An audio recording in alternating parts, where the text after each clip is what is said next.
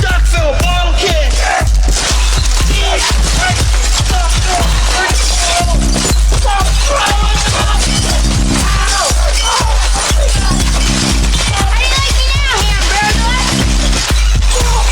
I'm friggin' telling! They tried to kill us, Jimmy. They did. They're dirty fucking cops. Oh, bam! Peanut butter and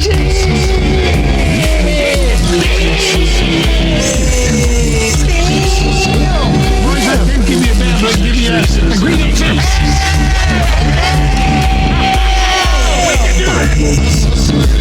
That whole family is so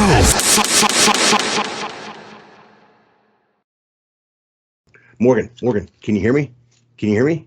Yeah. I'm trying to. Can you? All right, I'm trying to cut in right here. I'm in the drunk tank right now, man, and there's no phone calls here. And hold on, okay, I'm trying to cut into the police computer. So hold on.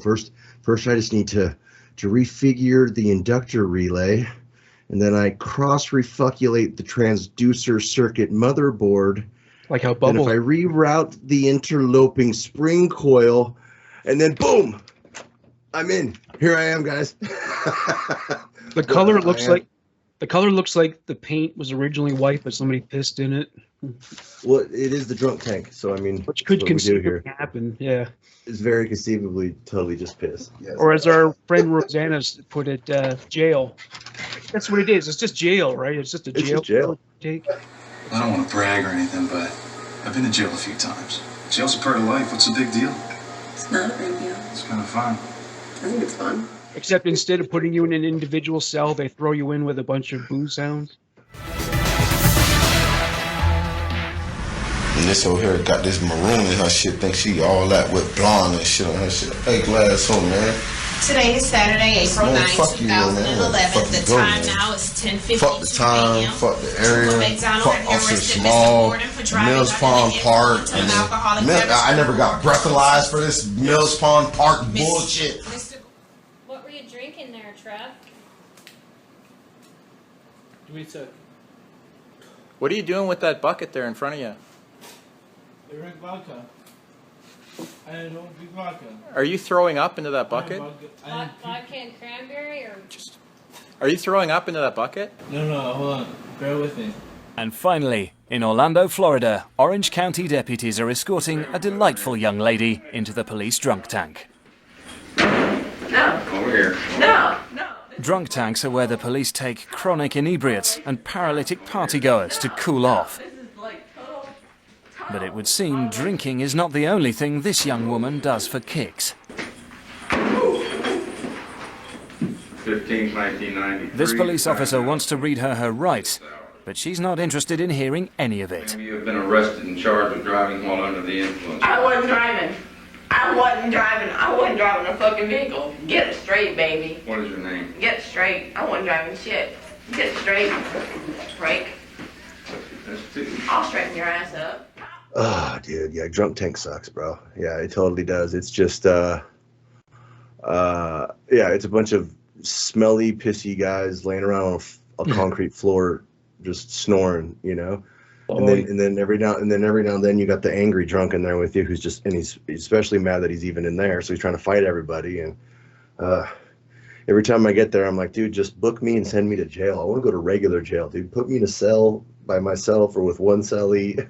Get me out of this drunk tank. Fuck this place. All right. Well, the show's already started, I would say. Welcome to the Trailer Park Boys Fan Federation. When was the last time we recorded? Was it in December or before? It was the last episode that we put out. We recorded was October 2nd. Wow, that's a long time. Yeah. Well, you were very busy with your schooling and surgery and all that. Yep, shit got in the way. Or did that heal up by now? Is that for the most part? But maybe we should finish saying hello because we haven't even introduced ourselves yet. Go ahead, you first. Yes, I'm Morgan Rector. Hey, fuckers, you know who this is. I'm that pain in your ass you can feel all the way up into your teeth. I'm Ray Hazen Jr. Yeah. I've been waiting to do that for so long. But yeah, so, I mean, we did that episode, and then shortly after that, we recorded for the Halloween episode of Papo. Yeah. And then I edited that from the second weekend of October up into Halloween, which I kind of got partied and hungover, and so it was Halloween time. And then right after that was when my surgery came, and yeah, my surgery for the most part's healed. I don't know how well we can see my, but I got some scars and shit. Like I got fucking. I don't know if you can see them. I got like 4 on this side, all up and down right here. You see that? Oh, hell yeah, you can. Are you able to sit for longer periods of time now? Is that? Yeah. And then I got 5 on this side. That must have been hard. Must have been hard to sleep like that. Oh yeah, dude, brutal. Everything. I mean, for the first few weeks. I mean, especially the first couple days.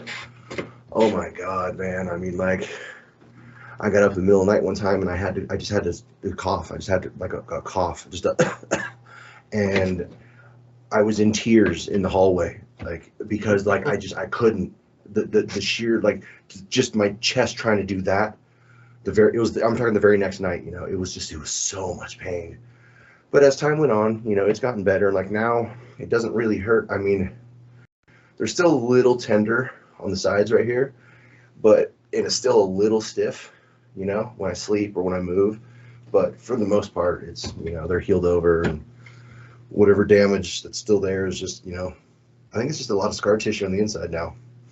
Ladies, if you want to kiss his boo-boos, he's open for business, I think. That's right. Just email me at scoopdad.leahy@gmail. There's Come actually over for hot tub time. There was actually some Trailer Park Boys news during between the last time we recorded and now.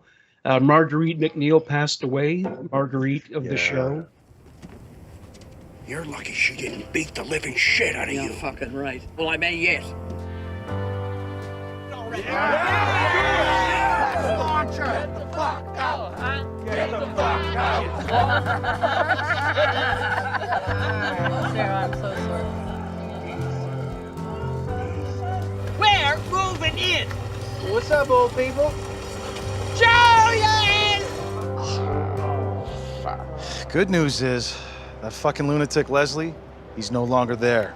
So you guys can all go back to Sunnyvale and live in peace. Huh, live in piss, you mean? We're not going anywhere, are we? Tonight is the finale to Dancing with the Stars. Okay. See you in a bit. Thanks. She, I don't know how old she was, but obviously getting on in years. But so she, and it's funny to think like they could find someone that age to be that foul. Well, actually, maybe it's not that hard because we're talking about Nova Scotia. People in Nova Scotia are pretty raw. They're, a lot of potty mouths down there. I forget that sometimes. My grandpa, God rest him, either one of them, really, if they were still alive, you probably wouldn't even have to pay them to be a foul mouth on TV. Oh, no.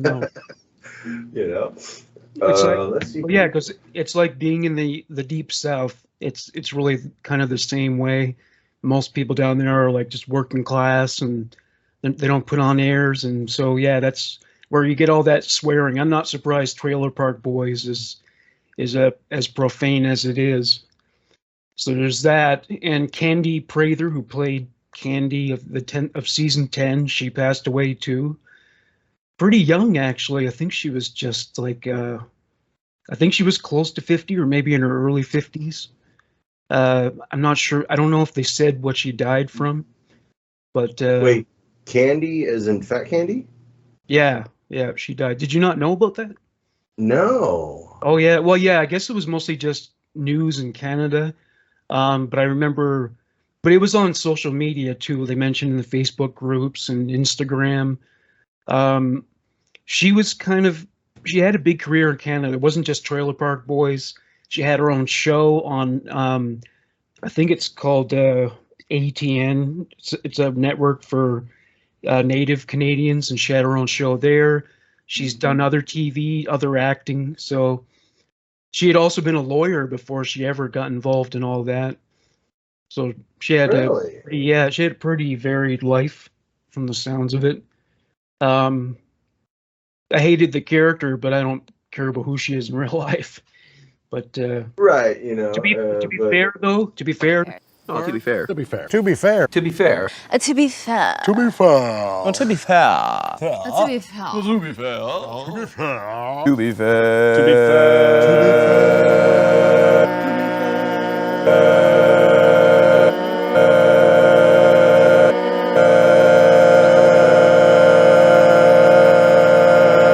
Barb was just as much of a bitch in that part of the show. I hated Barb just as in that part of season 10. Yeah. So Candy did bring the 3-tiered shit dyke out of Barb, didn't she?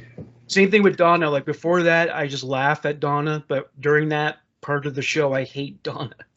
Yeah, I do too. And I missed Dawn. Like, what happened? Like, they just decided to get rid of Dawn for a while and just. I guess he lost his mind completely when he just shifted over into Donna territory. I guess so. Yeah. Well, my favorite Donna moment was she goes up to Leslie Dancer and says, "I just made my famous meat pie." And she's licking her lips, like coming on to him, and he didn't realize that she wasn't really a chick, because he's nuts too. So. Right. Leslie Dancer is a wacko. Anyway, shall we take our? Shall we dive into it? Oh yes. I am ready, buddy. I almost forgot. Oh, hold on. I need to pack it up.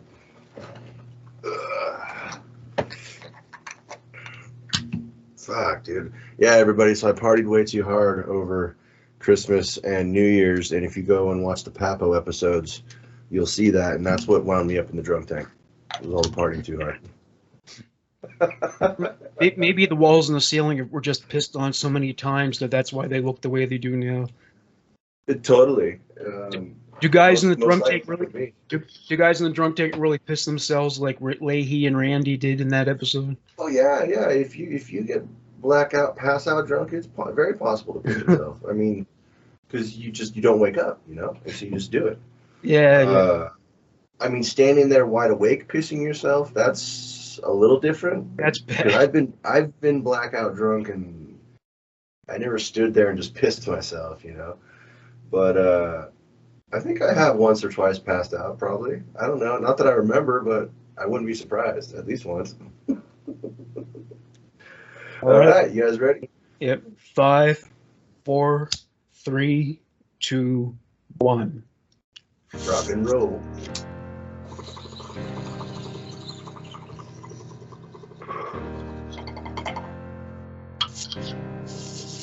I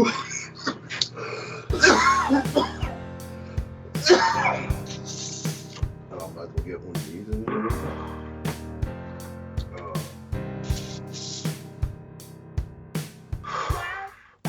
I think I'll just buy pre-rolls from now on. This is so much better because I've never been that great at rolling joints. And some of them are really good quality too, Yeah.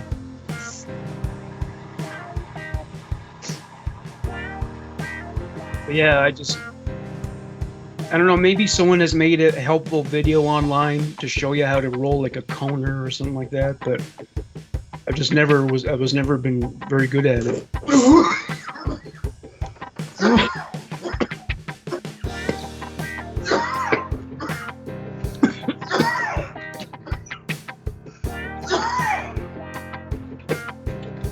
I just use a grinder and a roller. What is the roller similar to what you use to roll cigarettes? Yeah, exactly what it is. But I use it for weed instead. Yeah. Oh, okay. Is that raw? Yeah. Oh yeah. I have raw papers. Yeah. Damn it. But I mean, I was never the best at rolling. I wasn't bad. What made it horrible was my hydrosis, my sweaty hands. Oh yeah. I tear the papers and shit all the time. So I imagine now I could probably practice and become a pretty good roller. Have you smoked a joint dipped in honey oil? Oh yeah. Guys, I think it's key, hash, wax, all that stuff. Does the honey oil make the honey oil intensify the high? Does it make it stronger? Oh yeah, yeah, because it's a concentrate. So any concentrate like this stuff, the wax that I smoke, you know, any concentrate is going to have a higher THC content, so it's going to, you know, going to get you more. It's like if weed is cocaine, concentrate is crack. Fuck.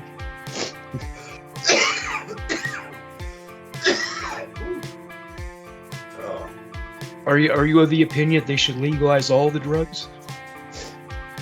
No.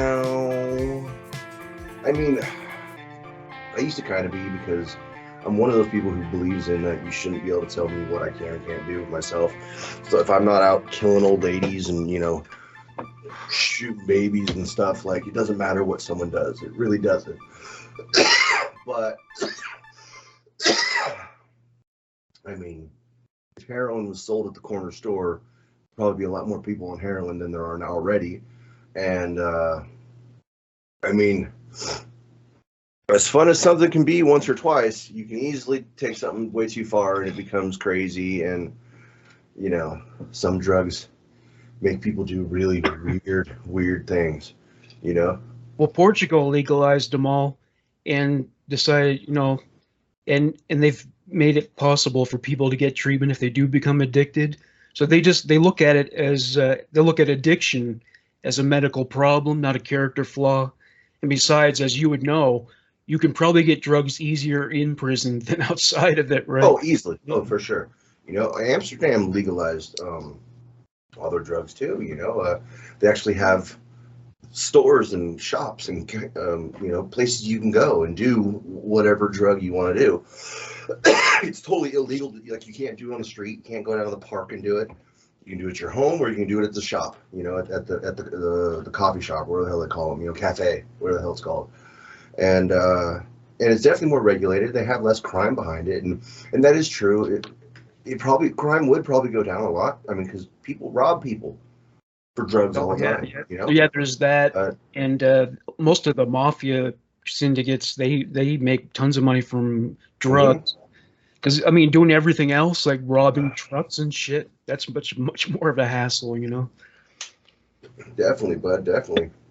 But yeah, I mean, I would imagine there'd be less murders. There might be more ODs, but there'd be less murders. Yeah, that's true. Or maybe they could sell, just like how like moonshine is illegal because it's too, you know, the content of alcohol is too high. Maybe they would figure out a way to synthesize it so that it's less addictive or less strong. You know what I mean? Like the heroin. Yeah. Well, I mean, all these concentrates of weed, they come in various levels of THC. You know. Yeah, that's true. So I mean, why couldn't they? You know, cut it down with something. You just cut it with something, and it's weaker. That's all it is. So. Yeah. So I finally watched the pilot. I never saw it. I thought because I saw One Last Shot that I saw it, but actually One Last Shot really isn't Trailer Park Boys at all, is it? It's just similar actors. If you want to get technical, it's one of the first short films they did. It's actually the second short film they did.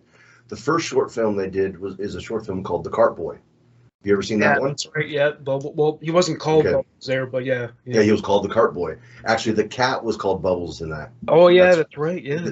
The cat who plays Vince the Pince was originally called Bubbles. So I always got a kick out of that. But oh yeah, look, I'll show you my other shirt. I finally found it. Oh, come on, fucker. Oh, where'd it go? Really? You got a whole wardrobe of Trailer Park Boys garb now. Get two birds stoned at once. Get two birds stoned at once. Yeah, I do. I got like 4 or 5 shirts and stuff. But anyway, where's I at? Oh yeah, Cart Boy. Yeah, so that was Cart Boy. And then One Last Shot. One Last Shot, yeah. I mean, I liked it because it's something they did, but I didn't really like it very much. I mean, I didn't really. It wasn't very funny. Yeah. No, it wasn't. You know. In fact, I don't think it was funny at all. I don't think there was. I don't even think it was meant to be comedic at all. I don't remember laughing. No, it was supposed to be. It was supposed to be more dramatical. Yeah, I guess you could classify it as like a dark comedy. or an action movie, maybe. Yeah. But like like a Tarantino-esque action movie, not about explosions and lengthy car chases, but just two criminals and getting into these hairy situations. Yeah. Yeah, like for sure. like kind of like Reservoir Dogs. But the pilot movie was the thing that they made to sell the idea of Trailer Park Boys. Yeah. And I guess that's what they used to sell to Showcase, who eventually bought it. But the pilot movie, it's a black and white movie, you know, which I thought was a great touch. And it's shot before, I mean, it takes place before. It's actually, if you watch it and you see up to the end of it, which I don't want to get to it. I mean, I wrote notes about the whole thing. I don't know how much you want to talk about it. It shows like kind of a base on who the characters are. I mean, they're slightly different. There's slightly different takes for everybody, but they're almost who they're supposed to be in the show. And it shows you how, you know, to those of us who know the first episode, know that they get out of jail in the very first episode of Trailer Park Boys. Well, this shows you how they got in jail. Yeah. You know? So I thought that was pretty cool. One thing I wish had been a holdover into the rest of the series.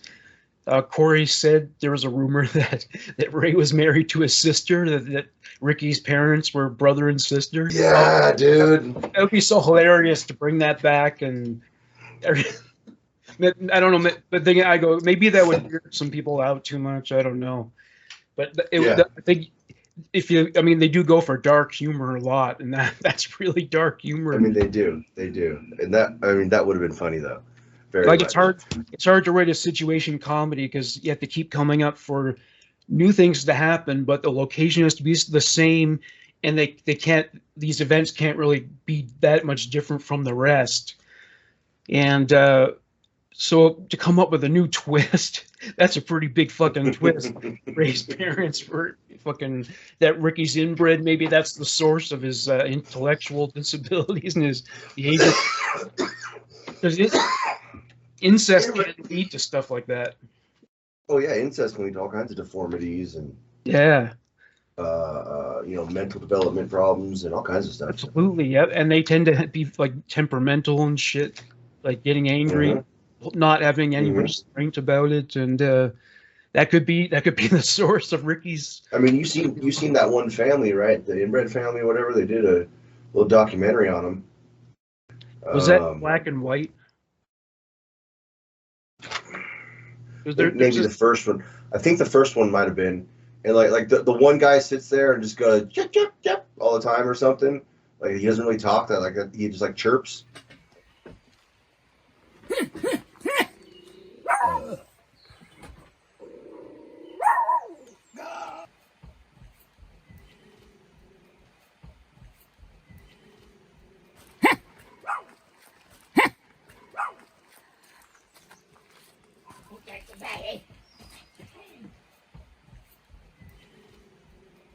What's your favorite memory, Ray? Do you remember anything about your life?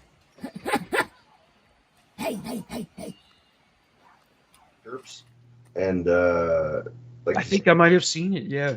It was in that play show, right? That area. I think so, something like that. I'll find a link and send it to you, and if I can find it, I'll put it in the video when we edit and take a little. Well, yeah, I mean, for Human Monsters, I covered this family called the Goler clan, and they were inbred. And it was the same deal, right? Like some of them were so dumb they could barely talk. And that might have been them. I think maybe with blindness, deafness, and probably part mental illness that would have led them to think that it's okay to have sex with. But I mean, they've been generations of breeding, you know. Yeah. Oh yeah. Yeah. Like brothers and sisters and aunts and uncles for generations. And you know what? Something that actually kind of goes on in the Amish communities because. Not that they have sex with their own immediate family, but they live in these tiny communities, and the families have been intermarrying, and now they're paid genetically. And they say as long as they're at least, I think, third cousin or more removed, there's enough genetic difference where it won't cause, you know. So I mean, as long as there's, you know, at least, you know, like 10 different families there. Should be all right, you know. So just because they want to live without electricity and all those modern things doesn't mean they should live without genetic diversity. You know what I'm saying? Right. That's not a luxury. That's not an indulgence. That's a necessity, so that our species doesn't die off. Yeah. A few subtle differences that I noticed between the pilot movie and the series is like touch, but it was kind of funny.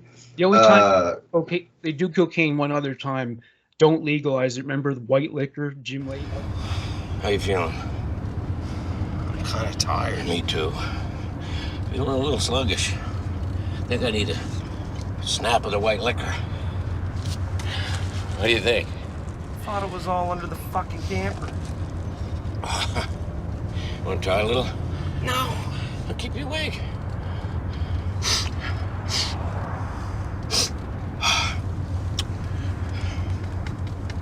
We're gonna take our time. Wait for the right moment, and then we're gonna call it in. And we got him. Just ate a couple hours ago. I'm starving. I can't believe you drove past the friggin' king. Fuck the king. Randy, there was another bag of white liquor. What you do with it, bud? No, there wasn't. Randy, give it to me. There is white liquor, but you're not fucking getting it off. Fuck. Randy. That's it. What are you doing? Randy. Randy. For fuck's sake, Randy. It's gone. Jesus Christ. Are you that dependent on this shit? If you are, I got some on my underwear. We could stop it. You could sniff it out.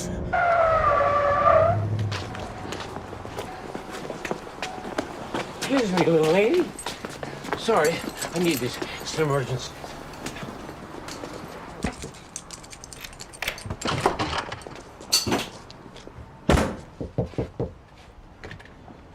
Please go away. Come on, Sans man. Hurry. Frig off! This is not what it looks like. You had to do, I could do, I could do, I could do, I could do, I could do. They tell me you're running free, your days are never blue. Well, I wish I had your good luck charm, and you had to do, I could do, I could do, I could do, I could do, I could do. See you going down the street in your big Cadillac, you got girls in the front, you got girls in the back, yeah. Jim Leahy. Oh yeah. Leahy does it for sure. Yeah. But I mean, they're just driving around doing it right there in the car. Fucking Yeah, Corey yeah. and Trevor do it with them at the end of the thing. And let's see here, what else was different? Ricky and Lucy don't live in the park. That's right. Yeah. Freaking, Lucy hates Julian, which is the complete opposite of in the show. She wants Julian bad. Wants to fuck him. Yeah. Let's see But here. you know what? He probably got sick of how materialistic and demanding she was. Maybe that happened. He just thought, fuck this. I'll pass her over to Ricky. Did you talk about how? Did you tell the same story about how when they were like 16 or 17 and they hooked up at that party or whatever? If you remember, he says that same story. So he didn't I guess remember that's it. true.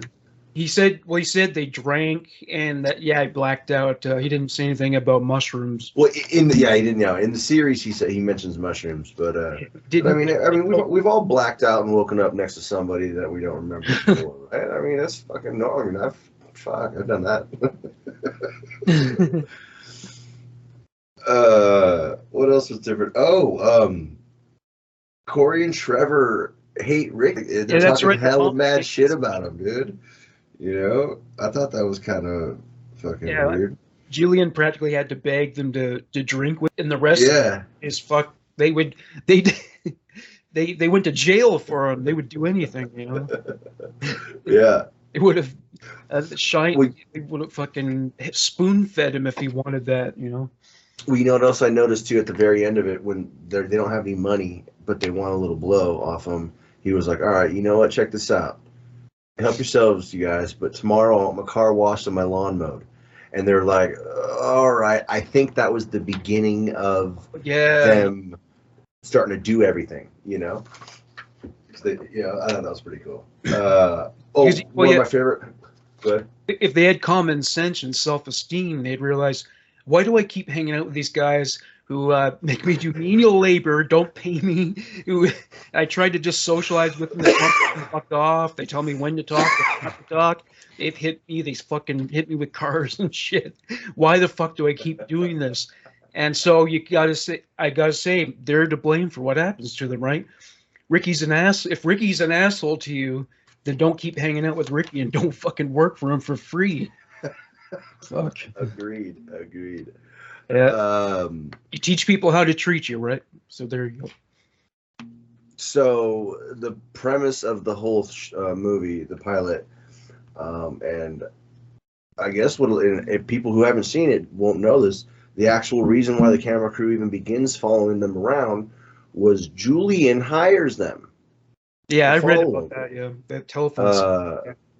Because he was told he wants to document his last 5 days. He was told by a psychic he's gonna die in 5 days, and I love it. Like him and Ricky are out shooting guns, and he was like, "Ricky, I'm gonna tell you about psychics." And Ricky's like, "What? The psychic told you that? Oh, that's fucked up." Like he's like, "Oh, that's fucked up." He goes, "Yeah, I called him," and so Ricky's like, "Wait a minute, you mean a phone psychic?" Yeah. No, I don't believe that shit's real. Oh, I was talking about plot twists earlier, and here's another one based on something I saw in the pilot. Say Bubbles sees the footage of them shooting that cat and throwing it in a river. Imagine how I can picture him like really rethinking the friendship. Like, should he stop being friends? Like, I can see it like that'd be a really good crisis situation. You know what I mean? Because that shit to Bubbles, that killing a cat, that is a fucking unforgivable act. Man, he'll go. Yeah, he might get over the dog thing, you know. Oh yeah, dog. Yeah. But you're right. Like that, dude. Like that's the one thing. Like every time I watch that, like I totally forgot about it too. And when I watched it just tonight, it almost made me go, "Do I actually like these guys? Like they were killing fucking puppies and kitties for money." I mean, yes. I mean, I found it funny. You know, it's like neighbors were hiring them to kill other neighbors' pets and shit. Oh man, and you know what? You rely on magic to happen when you're making movies or TV shows. The fact that cat reached up and like grabbed the gun, they can't have planned that. How could you can't teach a cat to do that? Cats No. That was just spontaneous. Yeah. Did you get that? That was just magical, man. That's brilliant. Yeah, that's part of the way you become a successful filmmaker is you become open to opportunities and thinking, well, that was a fuck up. Imagine if what it would have happened if I had to keep it in there. And sometimes that leads you to adapting to it and inventing new scenarios, new ways you can do something in a really cool way.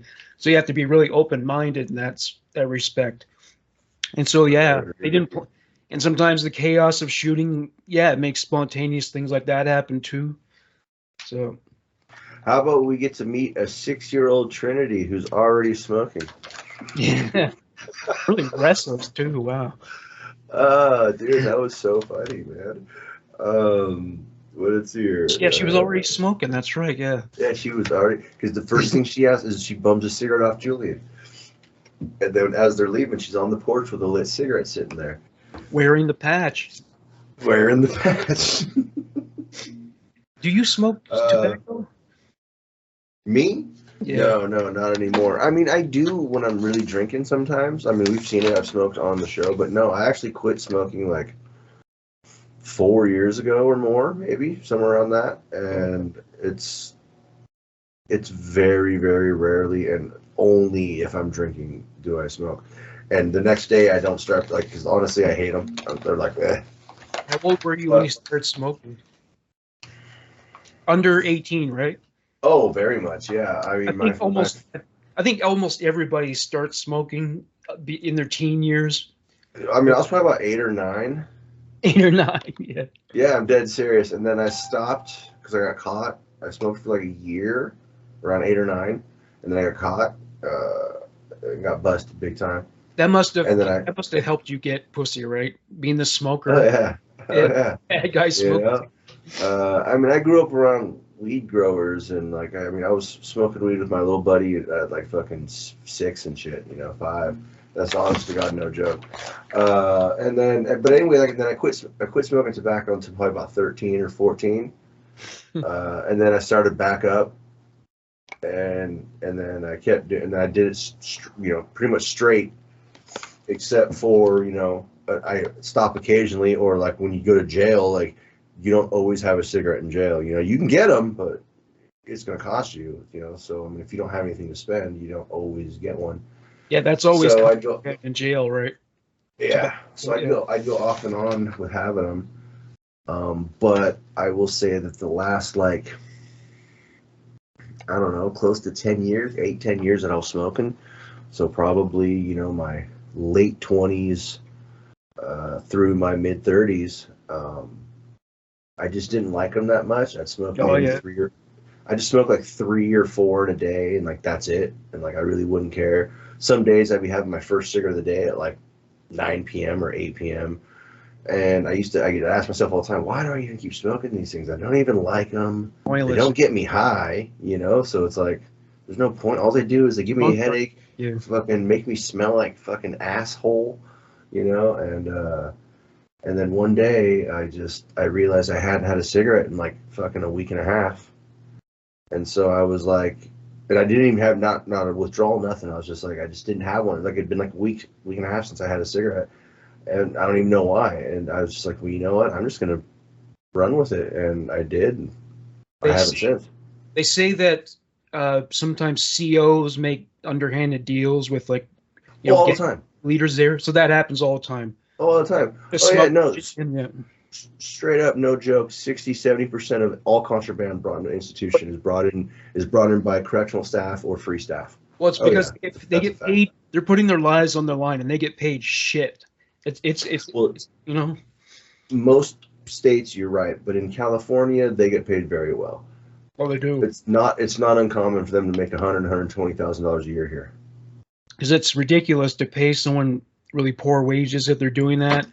A group of fucking 10 people could come along and go to kill him, and there's nothing you can do to stop that, right? And I mean, do they have guns? I mean, that's true. No, you can't have guns in there because what if it gets taken from them? Oh yeah. So they got like pepper spray, and they got those the asps or whatever, those little extendable batons, little metal things that come out about that far. They got those things, and they got big fucking cans of mace. That's horrible bad stuff. Like, you've been maced? Oh yeah. Oh yeah. No, dude, I've been in one room. They maced people in the other room, and it fucking wafts in everyone in the other, like everyone. 40 people going. Is it like the kind of pain that makes you scream? Oh, blinding. You can't breathe. All that shit. Oh yeah. Fucking nose is running.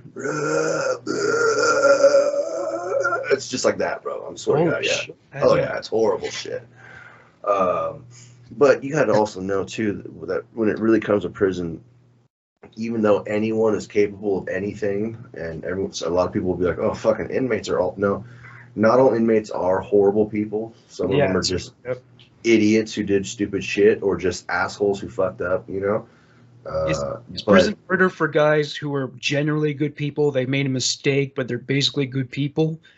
Prison must be hard on those guys, right? Because to always. Well, it depends. Prison's only going to be hard on those who are weak of the mind, or physically. I guess I don't want to say physically weak, because you can be physically weak and still have a plenty fine time in there. It's just all about like, are you a pushover? Are you a victim? Are you prey? If you're all of those things, then yeah, you're gonna have a really hard time. But if you can stand up for yourself, or show respect, it's kind of like a wild, a bunch of inmates are like a bunch of wild animals. If you act skittish, they're gonna attack you. Oh if yeah. You act like if you act like you've been there before, then everyone's whatever. They leave you. You know what I'm saying? It's no big deal. But yeah, fucking. I remember what I was saying. That's all right though. The jail and the jail shorts. That's Disney World compared to the jails you've been in, right? Oh my God. Oh yeah. I wish I would. And I know that that's not the way that Canada jails really are. And I know it's pretend. Yeah. I mean, even in the series when Ray and Ricky go to jail in Bangor, Maine, or whatever, the way they make that seem like that's not. The way that American shit. Strawberry shortcake for dessert. Yeah. Wasn't there something about lobster biscuit one time? Yeah, I was lobster like, "Get the fuck biscuit, outta fucking here, strawberry shortcake. Yeah, right. But you didn't even. Did you get dessert, or was it just like fruit or something like that? Or was it... Fruit, yeah, a lot of times, or they would make like big sheets of it, but it'd be like a cake. It's like a flat cake. Oh And yeah. just like a lot of times there'd be none, but sometimes they might put like a thin layer of frosting on the top, but usually not. Every once in a while you get like individual little cups of ice cream, but you got to eat them pretty quick because they're gonna melt, because they've been sitting out as they're going through everything anyway. The wooden. But I mean, that's about it. I'll tell you right now, you get beans, fucking with almost every meal, including breakfast. Beans. I mean, okay, yeah, you don't get it with lunch. You don't get it with lunch. You get sandwich for lunch. Dinner, you get whatever meat and salad, and but you're almost always getting beans. And then breakfast throughout the week is cereal. I want to say 4 days of the week, cold cereal, hot cereal, oatmeal, twice. And then 1 day of the week you get what's called the breakfast burrito, and it's literally just like two cold. It's two cold corn tortillas, cold. Yeah, not cooked. So like if you tried to bend or roll them, what's going to happen, right? They're just going to snap in half. Like yeah. Oh yeah. And then they give you a little bit of eggs, but it's dehydrated eggs, so it's shit they just mix water with and becomes egg, right? So it's dehydrated eggs, but it's still eggs. I mean, whatever, deal with it, right? You're in prison, deal with it, asshole. But then you get beans. So you get beans, egg, and a little bit of salsa that they, right? And so you get beans, egg, 2 corn tortillas, and that little bit of salsa. And that's the breakfast burrito for the week. And then, mind you, with dinner, 5 nights out of the week, you're getting beans anyway. Maybe they're thinking. Well, it's cheap and it's a protein source, and they can fucking, what I'm saying? You can if you spend half your time beans there, are so cheap. If you spend half your time there running to the toilet, you won't get into fights and shit. Maybe that was their thinking. Did you notice when Corey and Trevor pull up to see Ricky and Julian when they're sitting on the car that first time before, when they come up to ask to buy some drugs, and he's like, it's 12, get out of here. I'm not positive, but I'm pretty dang sure that was the shitmobile they pulled up in before it's the shitmobile. I think it was. It was. It was. I paused at it and I stared at it for a minute. And I'm like, I mean, it had both doors. It didn't have all the dents. Yeah. But Julian probably tricked them into giving it to him. And then he gave it to Ricky. They got tricked into selling the park off when Barb gave them that car lease agreement. So, they're very dumb guys. Okay, here's my favorite quote. Julian's talking about Lucy. He's like, Lucy, what? She's a trailer park hoe. Yeah. He straight said, when he said it, I was like, yes, that's what I've been saying this whole time. Yeah, she always was very promiscuous. Mm-hmm. It just seemed like, I don't think there was any quality control, no standards either. She fucked Ray. Yep. She fucked Randy. George fucking Green. George Green. Yeah, she liked cops and criminals. That was her thing. Yeah. Well, most women do. Yeah, cops. Yeah, that's their version of the Madonna whore complex right there. Right. Mm-hmm. Mm-hmm. Bad boy and the good man. That's something they struggle with. I got a kick out of how they talk about how Ricky's got a couple DUIs, because they never mentioned that in the series, and that kind of explained. And then I got a couple DUIs, so I was like, hey, fucking Ricky, I get it. It happens, Sometimes you drink and drive, like whatever, no big deal. How about the joke that Ricky told Julian in the car? You remember that one? I thought that was fucking great. He's like, what was that? You bake one loaf of bread. They don't call you a baker. You're not a baker all of a sudden. Right? He goes, you got to move across town, so you buy one box truck and you You move your truck. You drive that truck across town one time. You're not all of a sudden a truck driver. They're not gonna call you a trucker, you know. But you suck one cock. Yep. And then you sit there looking at him. Right? The point of the joke is you definitely are a cocksucker, right? But he's sitting there staring. I love it. He's sitting there staring at Julian, and he's just like, dude, the shit cracked me up, dude. And he's just sitting there staring at Julian. He's like, you get it? You get it? You suck one cock? You get it? And Julian's like, you sucked a cock? He's like, no. Oh, that shit was hella funny. And it was kind of realized, it was kind of a drag that Bubbles wasn't in it. I missed seeing Bubbles in some. He was, and I didn't catch it to the end. He's the boom mic operator, so he's there the whole time holding the boom mic. Oh, that's at the very end, when they're shooting out with Pat, who's Pat Roach, right? Yeah, the guy. right. Yep. When they're having the shootout with him, the boom mic operator gets hit, and you hear, "What in the fuck?" Which we who know the show is Mike. And then you watch him double over, and he says something else. And when he says that something else, it was obvious to me that it wasn't just a voiceover. That was Bubbles. So that was Mike. So he was there. Okay, all right. Yeah, I did read that he was doing the sound. Yeah. Which, I mean, he's had to have been, because he's involved. He'd been there with them since the very beginning, you know, as Carboy. Yeah. So I mean, I think some of Ricky's facial hair was fake, like the sideburns. Yeah, it had to. It looked like it looked like tape or something. Did you notice at the very end when they're sitting in the jail, he shaved him off? Yeah, that's right. Yep, shaved completely. Completely shaved all the way up, no sideburn at all. I was like, what? You know, I rocked the sideburns back in the day when I was younger. Oh, all yeah, the way down to about here. Oh yeah, I had sideburns all my life growing up, all the way. I mean, basically, all that happened was as I aged, I started growing a beard, and it grew right into my sideburns because they were all the way down here. Yeah, I don't like shaving. Yeah, I always had sideburns. Let's see here. What else I got? You saw Sam Losco, right? Sam Losco, yes, he was. He arranged a hit on a dog. Yeah, he's the guy who arranged the hit.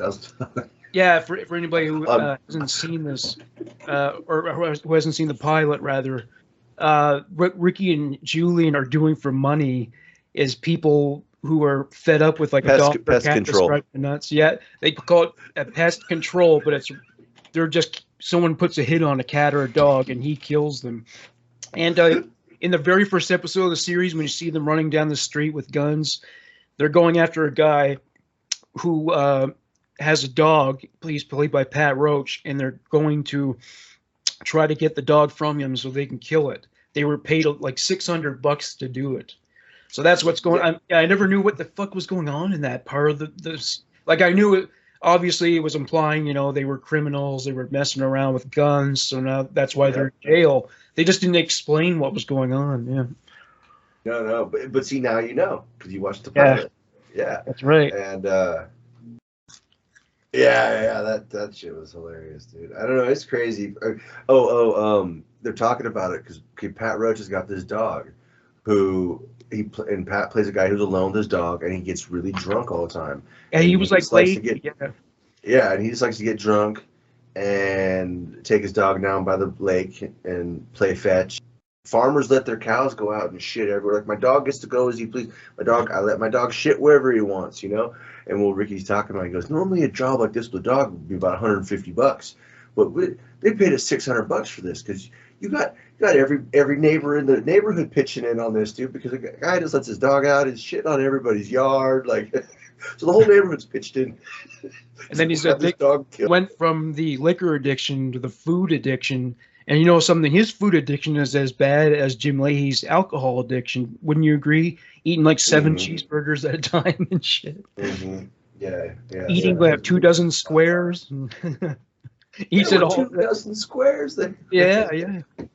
They should have, you know, just like how they had Leslie Dancer and Leahy do that drinking contest. They should have gotten Randy and Phil Collins to do an eating contest, eating burgers. That would have been so awesome. but nobody thought of it except me. So. Ah, that would have been great. That would have been great. Oh, I had another thing. My not Montel Williams, Maury Povich idea for Trailer Park Boys. No. Where Lucy, okay, here's the storyline of now. A letter arrives from Lucy, and she says, before Trinity was born, Julian, Ricky, and Bubbles Julian and Ricky were in jail, and she was missing Ricky. She was drunk, and Bubbles, you know how Bubbles gets bummed out when they go to jail. Yeah, you told me this, but continue. Yeah. The idea is she ended up getting drunk, and she felt sorry for Bubbles because he was a virgin, and she took his virginity.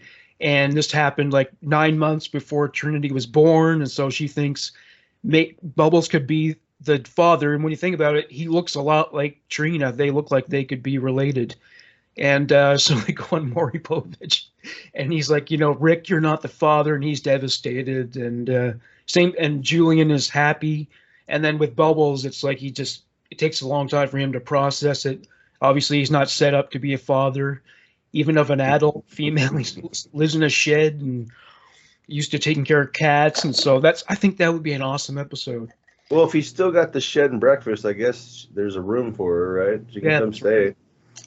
And you meant Trinity, not Trina. Trina was Leahy's daughter. And here's something you want a little plot twist. What if Trina came back to the show now? I mean, as a dude. As a dude, like it wouldn't be Leahy's daughter anymore; it'd be Leahy's son, right? You know what? They should do it. They should. That would be fucking amazing. That would be a plot twist. I don't know what kind of name you could go to from Trina. Tito, Timmy, I guess. Yeah, something like that. Yeah, Timmy, whatever, Tim. But yeah, she shows up and T-Ron. Barb meets her son. So yeah, she'd be struggling to accept that, and because at this point, I don't know what's going to become of Elliot Page's career. What can he do? I know that they're supposed to still be doing that. What was that? The Umbrella Academy, that little superhero. And I guess, Elliot's supposed to still be on there. So she could play a 12-year-old boy. I mean, I guess, I don't know. It's just, I mean, Elliot got to start playing a pregnant girl, 16-year-old, Yeah. Do you still count that to your career, bud? Or like what? Yeah, I saw that one. Yeah. I don't know. It was Juno, with Michael Cera. It wasn't a bad movie either. Freaking, I liked what's his name? J.K. Simmons was the dad, and I like him. He's good in everything he does. Did you ever watch Oz? Oh yeah, every season. Oh yeah, Oz is hardcore. Yeah, it's one of the first most fucked up TV shows ever made, man. Oh, hands down, dude. How does that show? How does M City compare to Real Prison? It's definitely more dramatized. I mean, Prison isn't that hardcore, but then again, I haven't been like Pelican Bay level 4 yards. Pelican Bay level 4 yards probably, or definitely a lot harder and tougher, But it's like, to my understanding, like people aren't just raping everyone everywhere all the time, and like that shit doesn't really go on that much. Believe it or not, like. I know that white people don't really allow us to do that. If you do that, you'll get removed from the yard, period. Like that, they don't like that. But a lot of other races, I mean, it's like they say that no one really has to get raped that much because there are people there that sell it and give it away and things like that, right. So it's like you don't have to just like rape some booty because there are people there willing to give it. You know what I'm saying? Like, yeah, the punks. Yeah. But I haven't been. I've only been on secure 2s, and I've been on a low level 3 once for a few. It was just a transfer layover thing, and then but mostly secure 2s is what I've been on. And then have I ever been on a 1? I don't think I've ever been on a 1. Those punks, man, they'll get like. They'll get exchanged for like a pack of cigarettes. Like they go and service the guy, and he gives the pimp a pack of cigarettes. Imagine your whole life. Sometimes you just want some onion rings, you know? That's just your life breaks down to the value of a pack of cigarettes. I mean, that's fucking dark, man. Hey, Randy's out hooking for cheeseburgers. You don't knock him for it. Yeah, well, it's true. You know, sometimes someone just needs some chips pop in a bar. That's true, yeah. You know? Give Well, me a I little think handy. You know, give me a little. I'll They buy should you some legalize- chips pop in a bar. They should legalize prostitution. I don't understand. You can't. I don't see how you can give one legitimate argument for keeping it illegal, because for one thing, it's not safe for the girls to get into guys' cars, because a lot of them have been murdered that way, and also they might as well be paying taxes, and it's nobody's getting hurt. It's a victimless crime. So, and if they wanted to, I mean, it is the oldest profession in the world.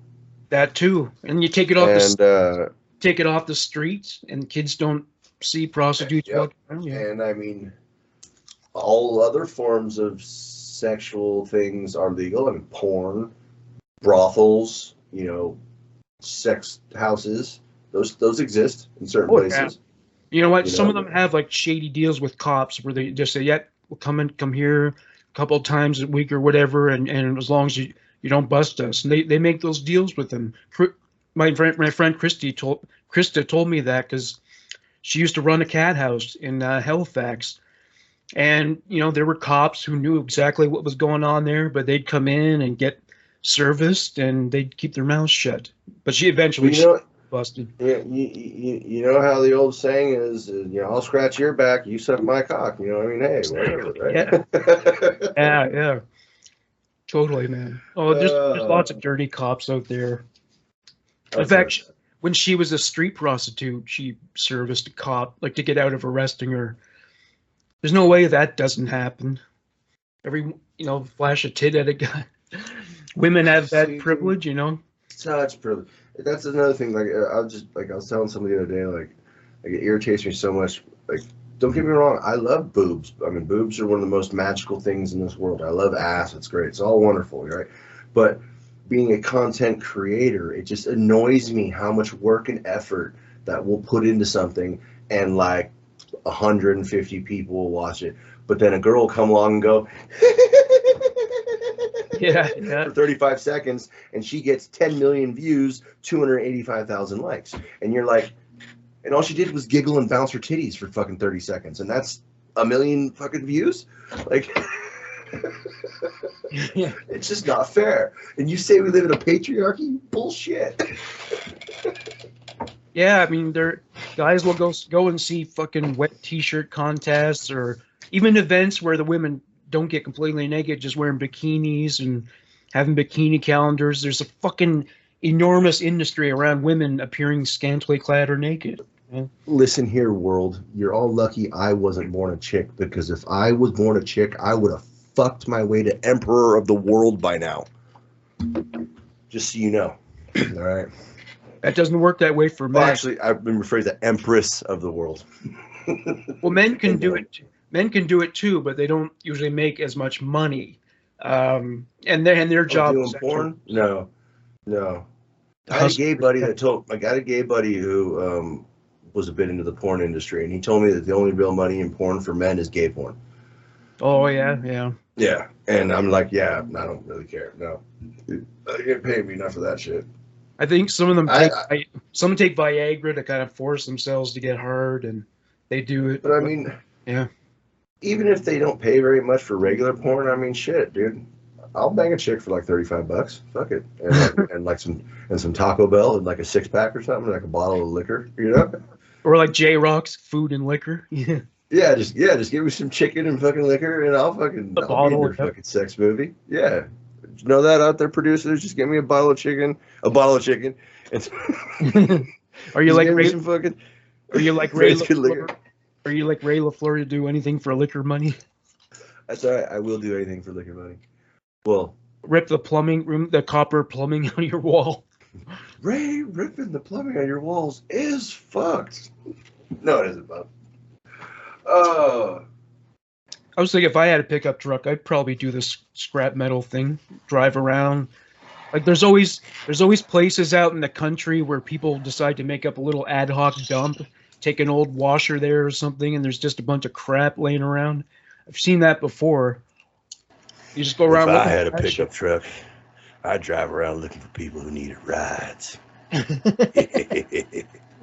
Gas, Pull up to them like, grass, no, hey, you need a ride? gas, grass, or ass. No one rides for free. No one rides for free. Hey, I wouldn't have that as a bumper sticker. I'd have that as like that windshield sticker that goes across the whole top of the windshield. You know, it's not on the tailgate. It's not a fucking sticker on the tailgate. It's the whole windshield. Name your kid that. This is gas, grass, or ass. You have 3 kids. You name one each.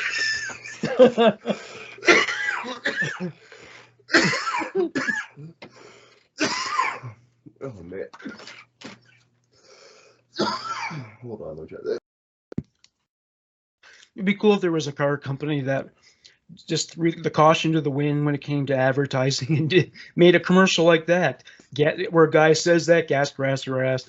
Or another, or one where a guy's like standing next to a sports car and he's like, "Want pussy?" Like that kind of thing. Like just see, like forget about offend people and just. Have you ever heard of Ralphie May? Yeah. Well, not personally. He was my favorite comedian ever in life. I actually met him in real life Man, once. really? Yeah, he played at a place called Pepper Belly's in Fairfield. And when my son's mom she was super pregnant. It was her birthday time too, and she was really pregnant. We went down there. Her dad bought us all tickets to go to it. And oh my God, Ralphie Man's so funny, dude. First time I ever saw him, he was the runner-up on the first ever Last Comic Standing. Oh yeah, that's right. And he should have won. He's way funnier than Dat Fan. That's Yeah, why he had a real. What I heard was that they actually made the other guy the winner because of his weight. Like they just, like it's just this general dislike of people's size that's in mainstream society. It was just Really? like felt like they felt like we can't make this big guy because the winner. Yeah. Dat Fan was not that funny. All he did was tell Asian jokes about his family. And when he went and did his special, because the winner of the show got a special, that's all he did was he told the same jokes he did from the Last Comic Standing. He just told his family Asian jokes. It was just And they told same jokes. They said it to Ralphie May directly. Said, because you're big guy can't make you the winner. Yeah. Anyway, he fucking kicked ass for a long. How many fucking specials are there that he did? There was a lot, dude. I mean, he was around. A bunch of them. I have like 3 or 4 of them myself. Yeah. But yeah, so he came out there. I got to meet him. I got to shake his hand. Okay, I gotta remember the point I was saying. Okay, I remember now. He said one of the funniest jokes I ever heard there, and I don't want to offend anybody, but it's so funny.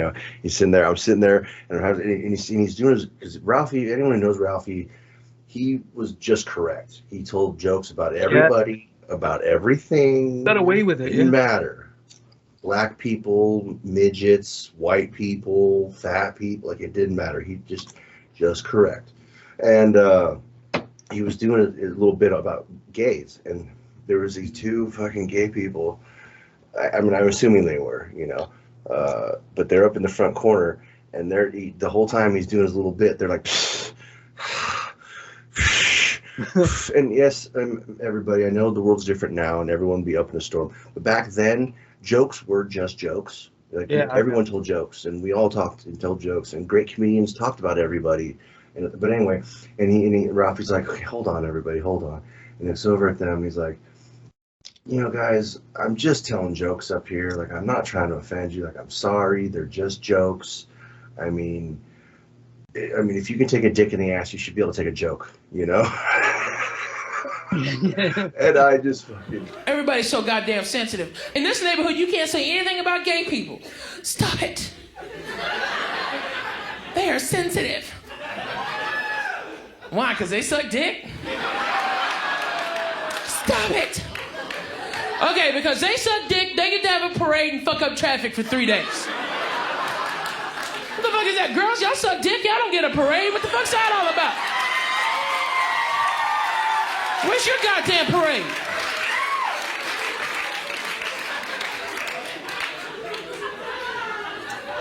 All cocksuckers to the sidewalk. Sorry.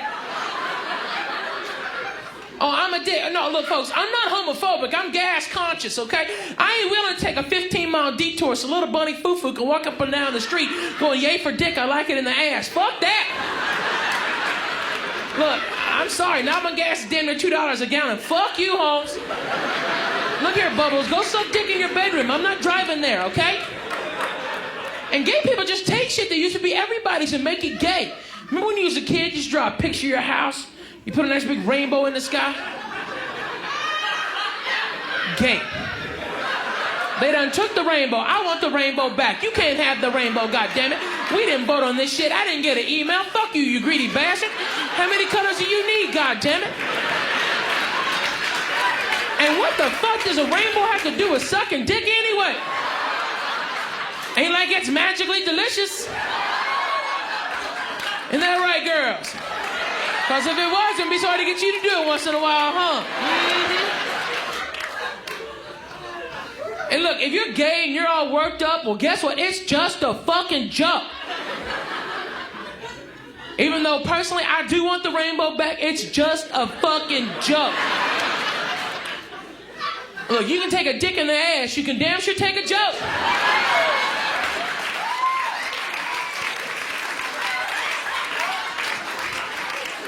Sorry. I thought that was so funny. But to your point on what you were saying earlier, fucking, he's doing this one where he's talking about how he used to live in like, where was it? I think it was when he was in South Central, or maybe, yeah, I think it was when he was in South Central. But anyway, he's living down there and he's getting a knock on the door. And this, you're talking about legal prostitution. Like if people just knew about it, you know, and did all that stuff. Well, anyway, he's sitting there and fucking knock on the door comes, and he opens the door. And I mean, I can't tell it anywhere near as good as he can. And if you get a chance to find this bit, you got to watch it.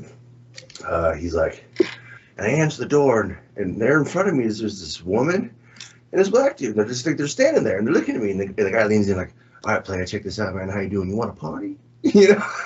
And he's like, what? He's like, do you want a party? Because player, we're running a special today right here. You know what I'm saying? You know? Here we got this, you know, he's talking about, I don't know how he words it. He's talking about a half and half, you know, half and half. And then he goes, he's sitting there and he goes, it took me when he goes, all of a sudden I realized that this is a pimp and a prostitute, and they're going door to door selling pussy. Yeah. Right? And he goes, and then I kind of look or behind me, and there's my wife standing in the kitchen right over there. He goes, so guys, I'm in a really bad spot. I got danger in front of me. This is a pimp. His job is to like cut you and shit. You know what I'm saying? That's his job, is to cut you, for money. You know, and smack hoes around, like that's his job. And he goes, and then behind me is my wife. That's definitely danger. You know. And he goes, so you got to play dumb, players. You got to play dumb, guys. This is what you do. So I lean back, and oh no, he didn't get that part. He's asking me, he goes, no, I'm good. He goes, all right, check this out, player. Because he goes, now I'll give you a deal. Today we're running a special, half and half, $50 for half and half. Come on, man, like right. And then he goes, so he goes, not only is this a pimp going around selling in a hoe selling pussy door to door, now they're selling discount pussy door to door. And then so he leans back to his wife and goes, honey, do we need any pussy? It's on special. I like the hood. It's just different, you know. Stuff happens there that doesn't happen anywhere else. Okay, it really doesn't. Okay, this is a strange event that only happens in the hood. It was about 2 years ago. I got a knock on the door like 4 o'clock in the afternoon. All right, and me and my girlfriend are there, right? And yeah, that's not part of the joke. Okay, all right. Anyway, I open the door and at the door is a black dude and a white chick, right? And the brother's like, "Yo, man, my name's Alvin or Alvin, right?" And I'm like, "Hello, what the fuck?" Right? Okay. He goes, "Yo, player, we just want to know if you want to party." I was like, huh? What are you talking about? Yo, man, you want to party? What the fuck? Yo, it's 4 o'clock in the afternoon. Just knock on the door and, hey, you want to party? What the hell? Right? And I'm like, huh? He looks down the hall both ways and goes, all right, player, you want some pussy? It was a pimp and a hooker going door to door selling pussy. That's the only thing that happens there, okay? All right, now first of all, I cannot believe this is happening to a comedian, right? I'm like, right? It's God. It's sent from God. Okay, it's fantastic. But then I started thinking, hey, that's a criminal. Like, he's a criminal. He's a pimp. You know, it's his job to slap bitches and cut people for money. That's his fucking job. He's a danger.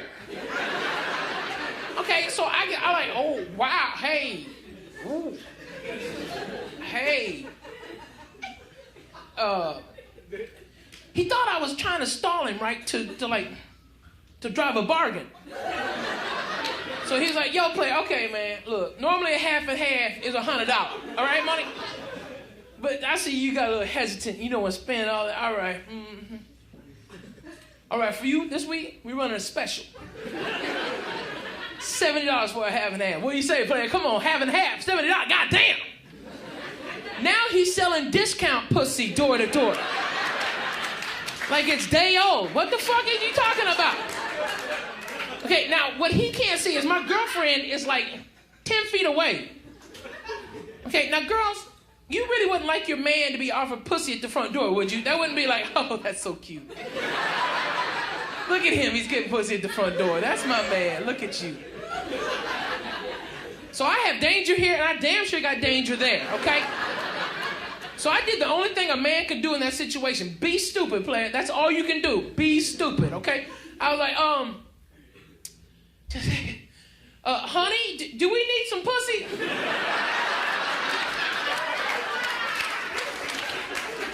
It's on sale. Speaking of pussy, his wife was hot.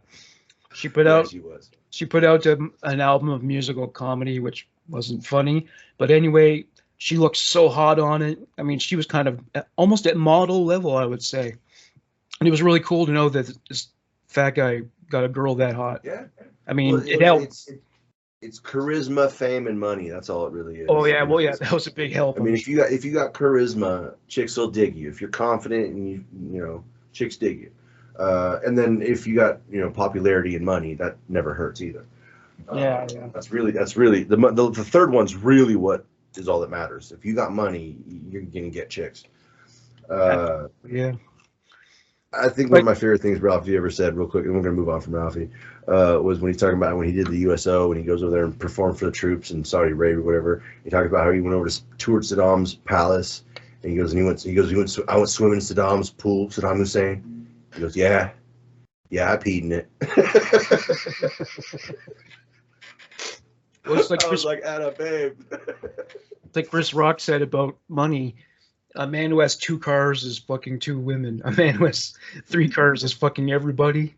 I would take it to another level. A man who has a boat, yeah, he's fucking everybody. He's fucking anybody. Yeah.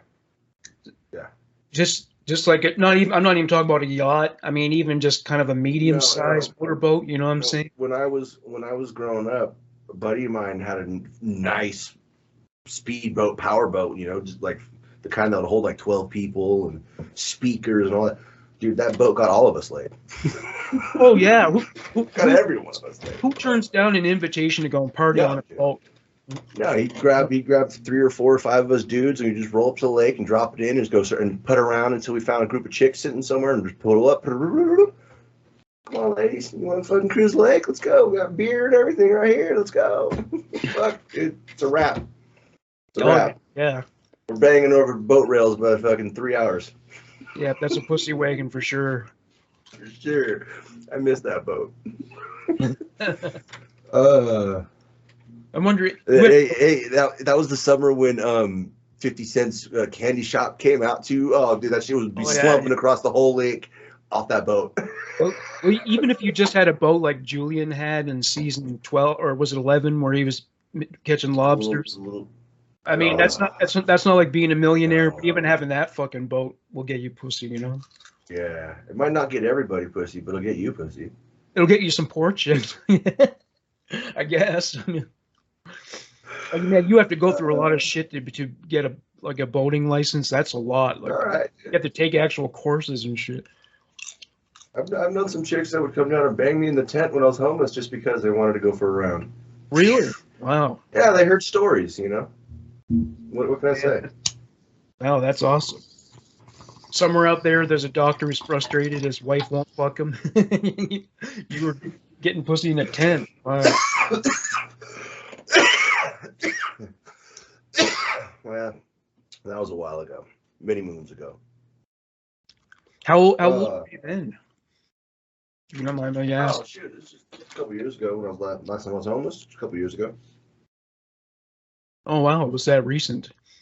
Yeah, what, like 3 maybe? I think I was homeless like last I mean, it was only for like 4 or 5 months I was out there this last time, but it was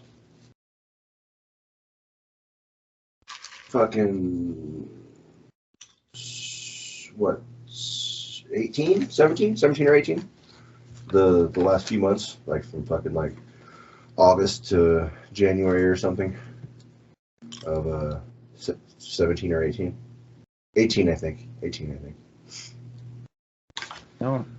That's the great thing about California. You can be homeless all year, and the climate's not going to kill you. Well, it really can. I mean, in the fall and winter, it gets very rainy and cold down here. I mean, it doesn't get like -12, but when it's wet and 28 degrees, 35 degrees out and shit with the wind blowing, trust me, it gets cold. And, there's been nights where I was out there homeless and like you're cold and wet and everything's wet and there's nothing you can do about it until tomorrow. Oh yeah. If you're lucky, you just got to ride it out for the night.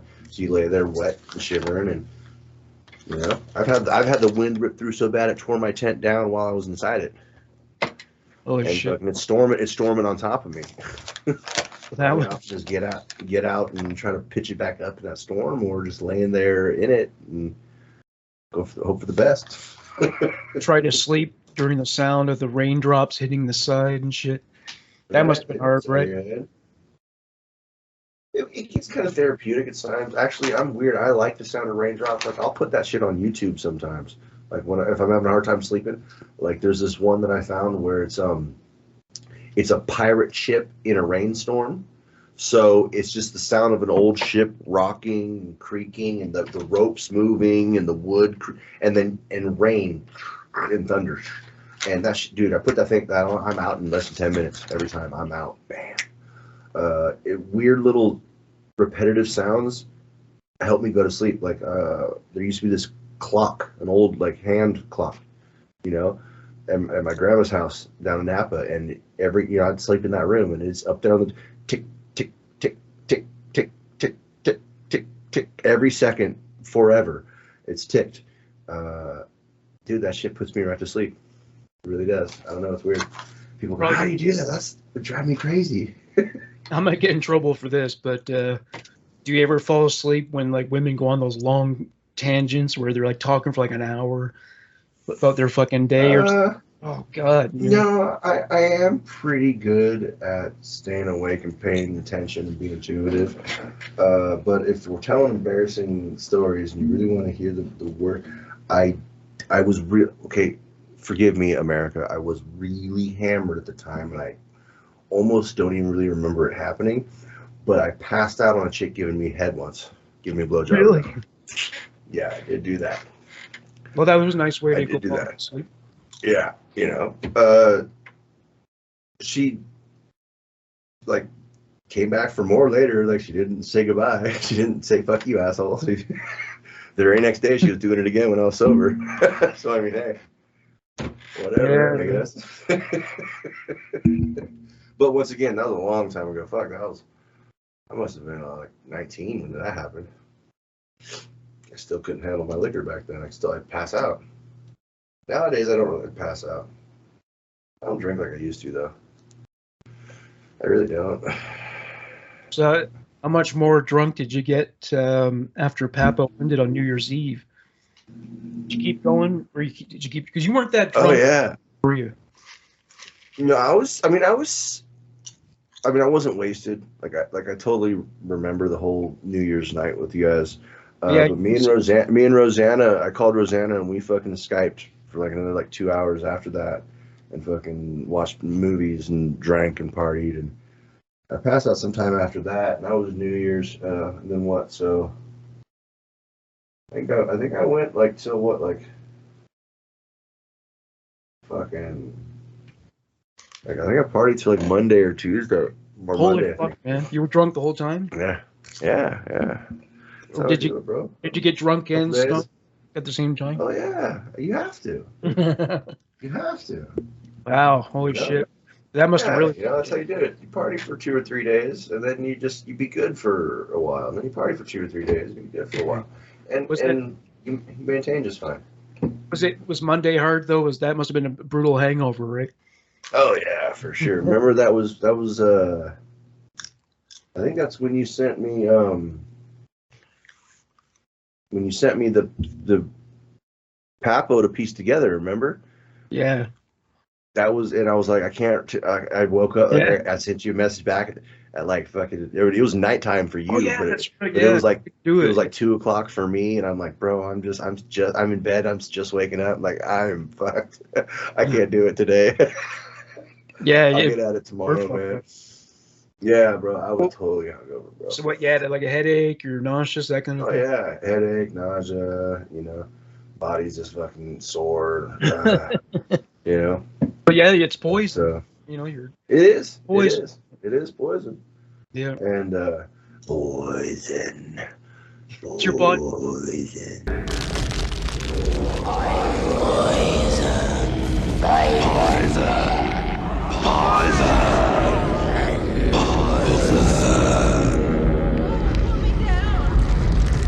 It's your body reacting to poison. Yet there's a whole fucking industry around it. People are addicted to it. It's just an amazing thing about alcohol, eh? Well, it's because it makes you. It's like heroin. It's like anything else. Because it makes you feel good. You're willing to ignore the facts that it's fucking you up. See, I hate that there's consequences for great pleasures. That's one of the shitty things about life. If you only did things that felt good, you'd actually fucking kill yourself and be really sick. Because most pleasures have consequences, right? Even why do you? Sex can Why do have you think? catastrophic. Why do you think a lot of people, James Dean, Chris Farley, like I can go down a list of people who, Jimi Hendrix, Jim Morrison, who had it all, lived by pleasure, partied it up, died. Yep. Whether it's cars, whether it's women, whether it's liquor and drugs, doesn't matter what it is. Yeah, because they were in an atmosphere where they never had to be dry, right? Like if you work in an office, you can't go to work drunk or drink at the office. But I mean, if you're a rock musician, you can drink from dawn to dusk and beyond. And no one's like, come on, no one's telling Jim Morrison, no, you can't do that, Mr. Morrison. That's the man signing everyone's paychecks around here. You know what I'm saying? Yep. Not literally, but you get my point, like figuratively. It's like, fuck, dude. Jimi Hendrix used to line his bandana with acid, dosed it up before he'd go to work. Oh, wow, like absorb it through his pores. Yeah, you didn't hear about that? Yeah, he I takes never that bandana he's wearing all the time. He was fucking dropping a bunch of liquid, all into it, and then he would put it on that way. And then as he sweat, it would mix in. Oh yeah. Yeah, because it'll go in anyway. I used to sell it. Me and buddies fucking. I can't. There was one time a lot spilt on my arm, but there's been several times you spill it as you're trying to dose it. You got the liquid, and you're in the eyedropper, and you're trying to drop it onto whatever sugar cubes or vitamin C tablets or wafer crackers or whatever the hell we're putting it on. And there was one time I spilled like damn near half a little vial on me, dude. It must have been like 30, 40 hits worth, dude. I was fucking gone for like 3 days, dude.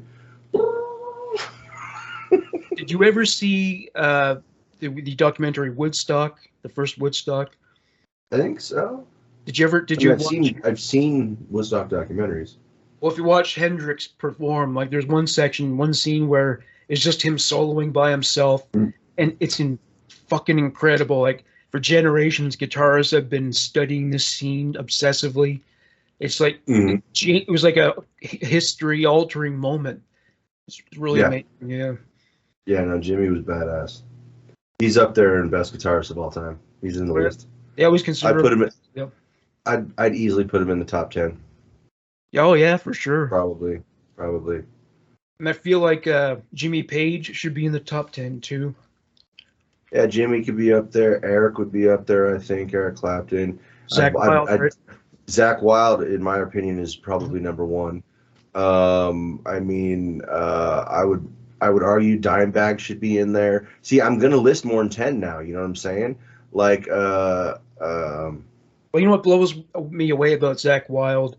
The fucking energy. Like there's excitement in the solo. Like in No More Tears. Oh, yeah. That fucking solo is just unbelievable. It just keeps taking the song to new heights. And he's got technique. He's got a deep understanding of harmony and what works. And it's just he does it in everything too. You know, they just released Black Label Society just released a new album, a brand new studio album, just like a month ago. You remember that band? Zach Wild's the lead guitarist, lead singer. Oh, okay. Of Black Label Society. Dude, I'm gonna send you some links for some Black Label Society. That's my favorite band. Black Label Society. Well, Zach Wild, you know, but he's got his Black Label Society stuff, and then he's got 2 solo albums he did, which I think are probably 2 of my favorite albums out. There must be videos on YouTube of him just soloing, right? That must. Oh yeah.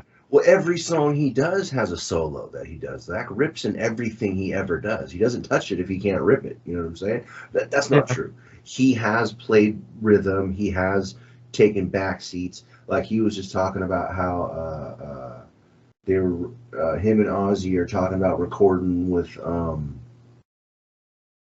I can't remember who 2 people, but they're like even like older, like they're old time like badass guitarists, you know, from like the 60s and 70s and stuff. And so Zach's like, of course I'm gonna want to let them like have the show. These are my idols. Like I'm not playing with them to steal the show. Like it's their show. Like I'm here to make their show look killer, and I can appreciate that, you know. But when he's told to fucking take it, Zach's gonna fucking rip it. Yeah, he's pretty amazing. Yeah, he is. I mean, I seen him live. I don't know what, like 7 or 8 times, something like that. So he replaced Randy Rhoads after he died. Yeah. Was it immediate, or did he come in? That I'm not sure of. There even could have been maybe somebody in between, but yeah, he ended up replacing. I want to say it was. Was it by? Okay, hold on. Let me see what this is. I was gonna say I want to say it was Blizzard of Oz, but it might have been Osmosis. When did Zach Wild join Ozzy? Thank you. 1987. Yeah, that must have been immediately after, because I think Randy died in '86. Yeah. Yeah.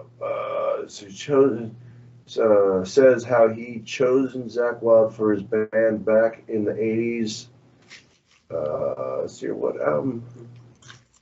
Zachary Philip Wild, American guitarist, singer, and songwriter. He is best known for his tenure as the lead guitarist for Ozzy and as former lead guitarist, and as the founder lead guitarist of the Black Label Society. Okay.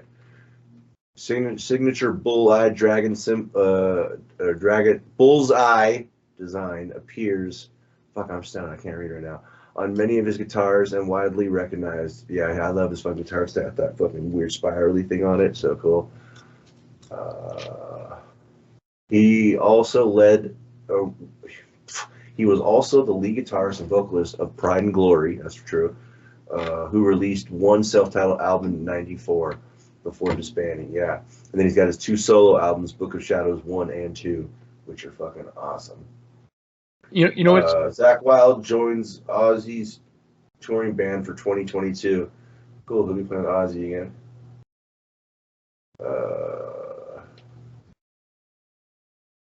Anyway, what were you say? Well, yeah, speaking of metal, I remember, I don't know if you ever heard about this, but so this is about Megadeth, particularly Dave Mustaine. Supposedly, now, Megadeth is a very successful band. They've sold millions of copies. They're highly respected in the world of metal. And even a lot of people normally wouldn't have listened to that kind of music, might have bought Countdown to Extinction. It was that good. But he has I think that's the best album of all time. Yeah, it's very good. He has never been totally happy with his success because of being kicked out of Metallica and how because he didn't get over that for a long, long time, like over. Do you know how they did it? Like, do you know how it actually would? Like, because I read the story I read was that it was because his drinking was out of control. Was that it? Or? Well, yeah, he partied way too hard, and he was more of a fucking hell-raising, fighting kind of guy. I read his memoir when I was in prison, a heavy metal memoir, Dave Mustaine, and yeah, he was way too crazy for even Alcoholica, and but what I mean is the way it happened. Like they didn't even tell him. He was asleep in bed, and they woke him up, and the three of them were standing at the foot of the bed with his bag packed. Cool, yeah, and they were like, "Here's your bag. Get your shit. And get the fuck out right now." They were in like kicked him out. They were on the East Coast, and they sent him. They were in the middle of a tour. Yeah, they were in the middle of a tour, and they woke him up with his suitcase packed, and the three of them standing there and saying, "Get out." That is fucking cold-hearted. Yeah, that's cold-hearted, and I mean, I personally have said it for years. I think it's the single worst and best thing that ever happened to heavy metal music. Yeah, because perfect for Metallica. So. Right. Well, that's what I'm saying. Like, well, we lost out on many years of Metallica with Dave Mustaine because he wrote most of Kill 'Em All. He did. That's what they say. Yeah. He didn't get any points from it. No credit. No credit for it. Nothing. But he did. And but at the same time, so we lost all these years of what Metallica could have been with Dave Mustaine. What killed like a whole full lifetime of what Kill 'Em All was. But we also got Megadeth at the same time. So it's win-win. And also maybe James Hetfield's tendency to write lyrics about political things that might have come from Dave Mustaine because he's very political. Yeah, he's very Though they don't seem to write that so much now, but yeah, I love fucking Megadeth. What do you think of the post-Black Album Metallica albums? Do you like those? I mean, there were okay songs on them. Like I think "Hero of the Day" was an okay song on Load. I didn't mind that one. I don't remember. I mean, I had them all. I really was not a fan of Saint Anger. Yeah. Like I listened to that album one time. It was kind of that's the one that when they first got what's his face, Rob Tree. Yeah, why am I drawing a blank? Yeah, he's an amazing bassist. Yeah, he is. He really is, dude. And I thought it would be so much cooler, but like I just, Well, Cliff Burton is my favorite Metallica bassist. Cliff Burton was a fucking genius. Yeah, that's amazing. Well, you remember was it on Ride of Lightning at the end? He does that big old that solo that he did with Call of Cthulhu or whatever. Oh, the Call. Yeah.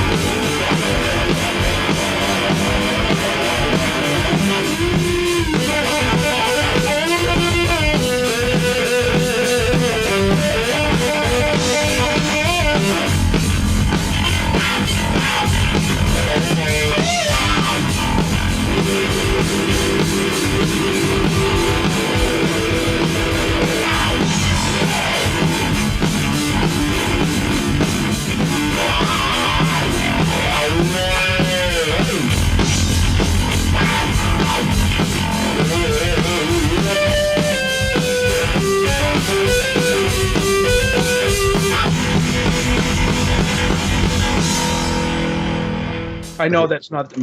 Maybe I'm pronouncing it wrong, or I'm saying. Yeah, I once actually went out of my way to find out how it's pronounced, and I can't remember it now because it's a really weird. Oh yeah. Oh well, if you want to know how it's actually pronounced, it's Cthulhu. Well, that's it. Yeah. Yeah, I remember. I actually put a clip into it because if we're talking about Cthulhu or Cthulhu, because if you remember during one of the first Papo episodes, I think it was the first one, me and Michelle had this debate because I've always said Cthulhu and she said Cthulhu. And there is no H at the end of the T, so it would make more sense the way it's spelled. So I actually went on YouTube, I did some research, and I found some things, and I found a video of someone explaining how it's actually pronounced in the language. Yeah, freaking, and it's a weird. So if you guys go back, and I believe it's in the very first Papo episode, and watch that. You know what? Now that we're talking about it here, I'll see if I can find the video again, and I'll just put it in here while we're talking about it. But I'm making a movie of him. They're making a movie of him, and it looks like the trailer.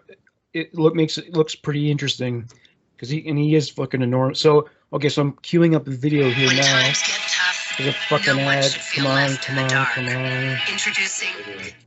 We are looking at how to pronounce the name of this fictional cosmic entity created by writer H.P. Lovecraft and first introduced in the short story called The Call of, well, that word. Essentially, most people say it. Yeah, it's like Cthulhu. Or Cthulhu. There is a great complete video explaining precisely why none of these pronunciations are ones that author H.P. Lovecraft himself would have used. And I definitely recommend watching that entire video if you want to. It takes about 6 minutes to watch that video. Still, I'll link to it at the end of this video. Hi, I'm Samarius Fane, your fuzzy guide to the unknown, and I'm going to answer that age-old question. How did H.P. Lovecraft pronounce this word? Well, the short answer is Cthulhu. And by the end of this video, you'll be able to pronounce it as well. And you can correct those who pronounce it Cthulhu and Cthulhu if you really want to be that guy. If you want to be able to say it just right, press the button in the upper right corner to practice saying it with me, or stick around to learn how we know that H.P. Lovecraft pronounced it Cthulhu. Alright. How do we know that H.P. Lovecraft pronounced it Cthulhu? There certainly aren't any wax cylinder recordings of him saying it. Even though he's sometimes wrote of available recording devices in his stories, such as Whisper in the Dark, he isn't known to have ever used one himself. In fact, he seems to have had a rough time talking to people in general. Although Lovecraft had a very difficult time communicating with people verbally, that's not to say he didn't communicate. In fact, Lovecraft preferred his pen to his tongue, writing perhaps 100,000 letters to various authors and correspondents. Dwayne W. Rummel, an aspiring writer that Lovecraft was mentoring, was one such correspondent. And it is Rummel who will settle the pronunciation of Lovecraft's most famous eldritch horror once and for all. Rummel asked Lovecraft, the very title of this video, "How do you pronounce this word?" Lovecraft responded, "The name of the hellish entity was invented by beings whose vocal organs were not like man's, hence it has no relation to the human speech equipment. The syllables were determined by a physiological equipment wholly unlike ours, hence could never be uttered perfectly by human throats. The actual sound, as nearly as any human organs could imitate it, or human letters record it, may be taken as something like Cthulhu, with the first syllable pronounced gutturally and very thickly. The U is about like that in full, and the first syllable is not unlike Cthulhu in sound, hence the H represents the guttural thickness. Let's break this down using Lovecraft's phonetic guide. It is pronounced at the back of the throat. You can find the right spot in your throat to begin the word by making a low-pitched gargling noise. Start with a gargling noise and then bring it back further and lower into your throat. The spot in your throat that you make this noise from is about the spot where every sound of the word should be formed. It begins with a guttural k sound, which is the letter K pronounced in the gargling spot of the throat. The letter T is either ignored or merged into the letter H, which becomes, according to Lovecraft, a guttural L sound. The first U is pronounced as in full. The first syllable ends in another guttural L. That makes the first syllable claw, claw, claw. The second syllable begins with HL. In his phonetic guide, this should be pronounced like the first as a guttural. The terminal U is a simple double O sound. Ooh, as in shoot or boot. The guttural L before it will flavor the oo sound and bring it down a little lower in the throat.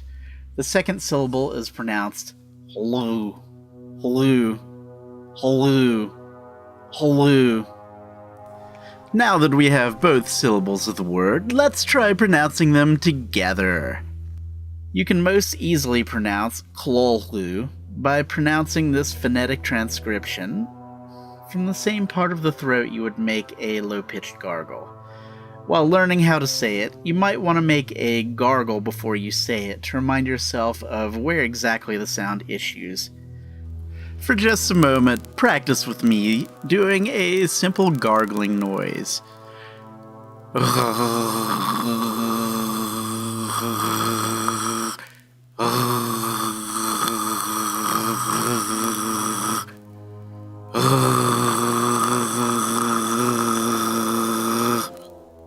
There we have it. That's the spot of the throat. Klolhu. Klolhu. Okay, let's practice saying klolhu together. Klolhu. Klolhu. Klolhu. Klolhu.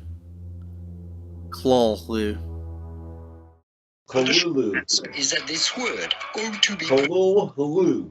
That's it. Kalulu. I mean, not that we should really care. Yeah, no. But yeah.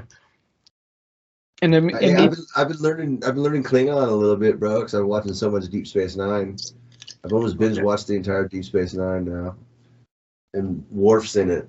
And I got done watching Next Generation a while back, but they do a lot of Klingon shit in this one, and so fucking like it's like I don't know. I'm not learning Klingon, but I know Paka or Patak. That's it, Patak. Did you ever see? I saw this woman on the news once. She was American, and she was a juror, part of a jury. And the reason why it was significant was because she is so obsessed with Star Trek. She wears the fucking Next Generation uniform, says things that are lines of dialogue from the show, and she was just like she was living Star Trek. And that, so like people who were on trial that day, they look over at the jury. There's a fucking Star Trek Next Generation person, the red sweater and everything. It was just unbelievable. I love it. It's hilarious, yeah. Because yeah, Star Trek cosplay has been around for a long, long time. Fuck, forever. A year or two ago, a guy walked past my building, and he looked so much like the real Spock, I couldn't believe it. It was surreal. I almost started wondering, like, did Leonard Nimoy walk in from another dimension in the 60s or something? This guy had done it so fucking well. He might have. I mean, hey, just because I've never traveled through time doesn't mean it doesn't exist. You know what I'm saying? Yeah. That's all I'm saying. I'm not saying time travel is real. I'm not saying multiple realities and multiverses. I'm just saying, all I know is I haven't been to the multiverse, but that doesn't mean that someone else hasn't. Well, you know, there's the kind of new agey theory about why we have that deja vu thing is because maybe somehow we might have passed into another reality very briefly, and that there's another one of us on another plane of reality, and somehow maybe they commingled. So that's the new agey kind of theory about what's going on there. But actually, there was a scientist on Joe Rogan who said, for every single thing that's created, it splits into two parts. And so he said that's actually a valid argument for the idea of like a mirror reality. Oh yeah, well every choice we come across, you can either go left or right or whatever, and then from there it does it again and again and again, and so every one of these, and so there's infinite possible outcomes that our life could have went. You know, I mean, I could have been a millionaire, I could be dead right now. You know what I'm saying? Like, depending if I zigged or zagged. Well, you know, it's the worst thing. Realizing you could have had sex with someone like 10 years after something happened. Like, have you had that happen where you just didn't realize it at the time, and then later on you're like, wait a minute, I could have fucked her that night. I did have, like, being this chick, she's just a buddy of mine, and she was married at this point, and it wasn't like that. So, but like when we were younger, like 15 years earlier, she was like, "Oh, you totally could have smashed back then, bro." I was like, "Seriously?" Oh. She's like, "Yeah," but I just never tried because we were buddies, you know. And so she was like, "Oh yeah, you could have. Like, I would have let you pound it." I was like, "Damn." Well, fuck, it's way too late now, you know. So I was like, "Damn, fuck. Oh well, you snooze, you lose, bud." When I was like, maybe I was 23 at the time, this girl I worked with, like she walked home with me and even like walked all the way out to my house, and I thought must have thought, okay, I'll fuck him tonight, and she did, obviously, and her tits were fucking enormous, like probably triple D's or something, I don't know. And I was too stupid to realize what was going on. Walked up to my door, dude. Yeah. How detarded can you be? Right. Oh, then that Straight retarded. Yeah, and she was kind of loose, you know. She had sex with a few of my friends, you know. She got around. She was promiscuous. God bless her heart. Yeah, and she met me halfway, and I used to tell my buddies all the time because they talk shit about all the loose gooses and all the hoes or whatever I'm talking about. You know, you better be nice to them, dude. Because if it wasn't for all the girls, all the loosey gooseys out there, most of us wouldn't have got as much tail as we have in our lives. You know what I'm saying? Yeah, so yeah. Show love to your local floozy. Buy her flowers and tell them they're from Old Scoop Dad Leahy. Thank you for your service. Most guys don't want to wait to have sex with a girl they're attracted to. So, why would you judge a woman who gives it away easily, right? I mean, if that's what you want, and she looks good enough. Well, I mean, you don't buy a car without test driving it, right? Yeah. Well, I'm at the point for like a butterface or something. I'm at that point now. I think. Do you think? I think a man's standards start to plummet the longer he's had. You know, the last time. Well, yeah. Since he's gotten laid, the more the standards start to plummet. I think a woman's standards plateau if she's not dating at all. But I think men, it's just like, yeah, it gets to the point where maybe you'd fuck someone you wouldn't have considered fucking when like 20 years ago or something. I would definitely agree with that. I would say the longer we go without anything, our standards for whatever that thing is go down. Like, if it's been 6 months since you had pizza, you don't give a fuck what it is. It could be that fucking square flat piece of shit from the lunch counter with the little square pepperonis on it. You know what I'm saying? That we used to get. You know? You don't give a fuck. You're going to be freebasing that shit out the parking lot. Give me that pizza. Well, the saddest thing I ever saw was the brother of a former friend.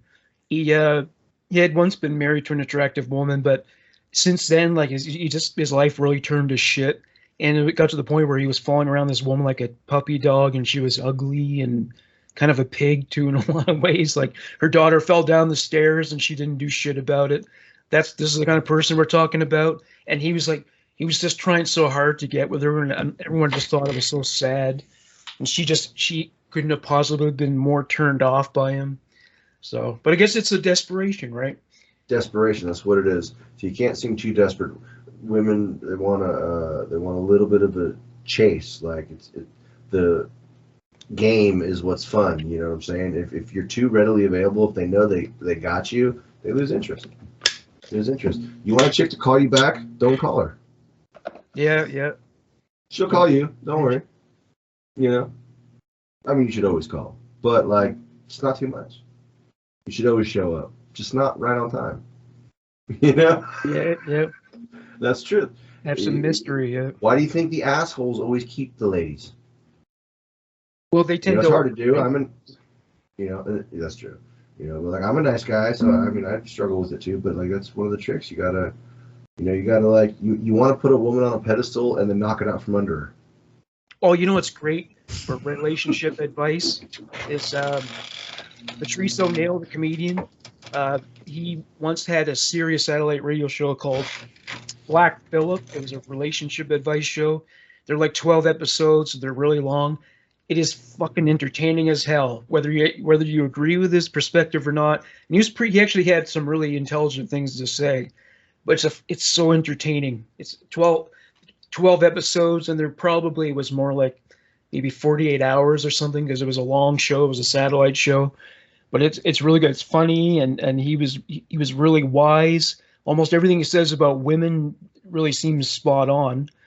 So yeah, he told his girlfriend, like, you're like the third most important thing to me in my life. There's my career, my mother, and then you. And she stayed with him. So she stayed with him after he talked about moving to Brazil and like just hanging out with like the local prostitutes, because he says they do more to please you down there.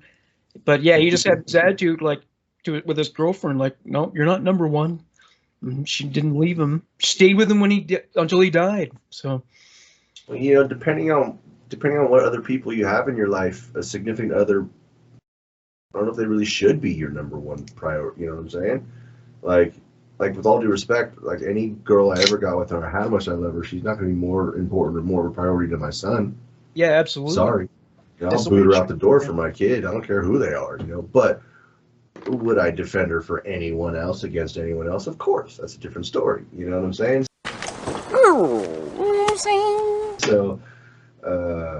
So yeah, I mean, it makes perfect sense, I mean,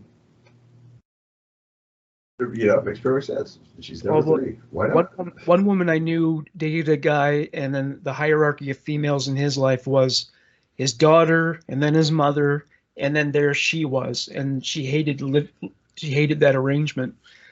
Hated because it was just something she couldn't ignore, So, especially, sorry.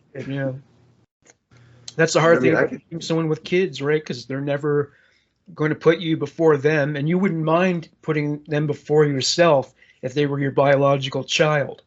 But with a kid that's not yours, that's very hard to do. Yeah.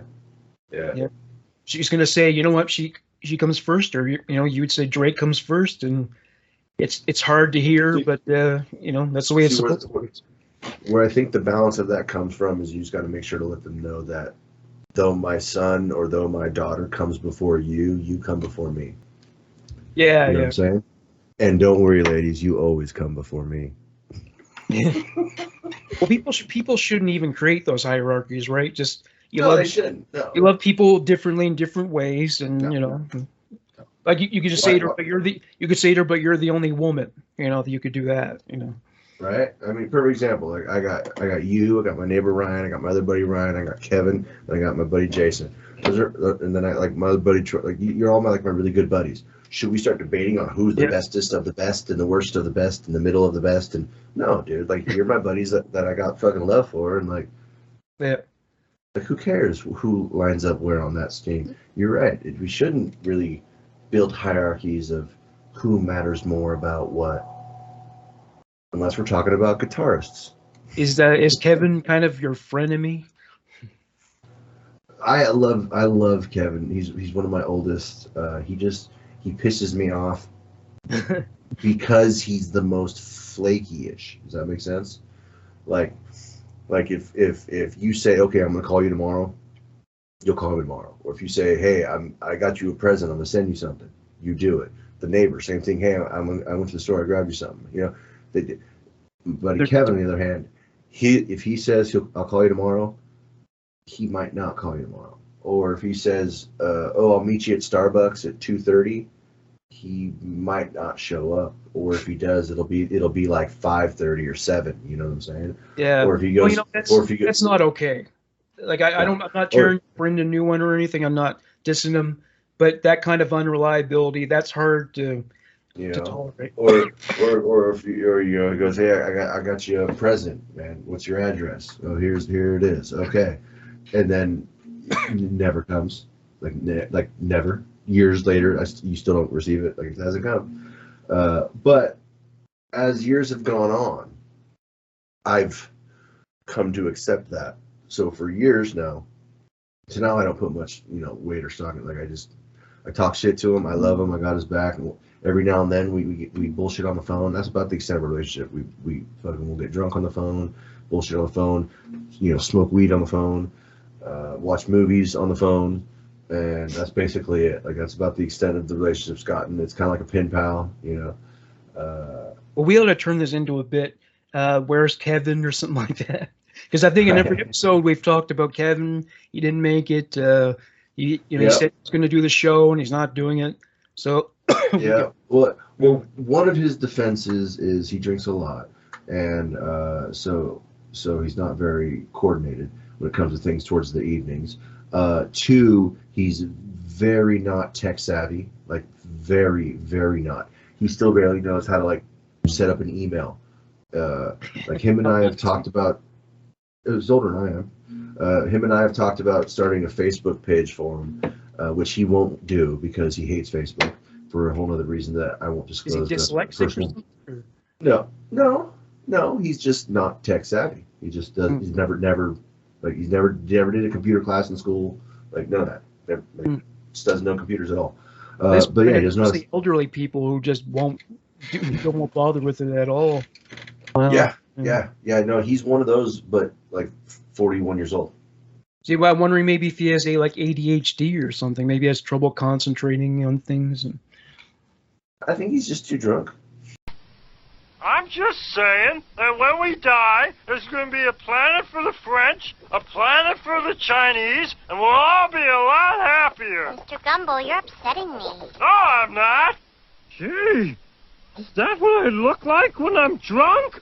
You wish. That's the stage we call Professor Barney. Talkative, coherent, even insightful. Here's drunk. Well, I'm off to market. Marge, you're making a complete fool of your...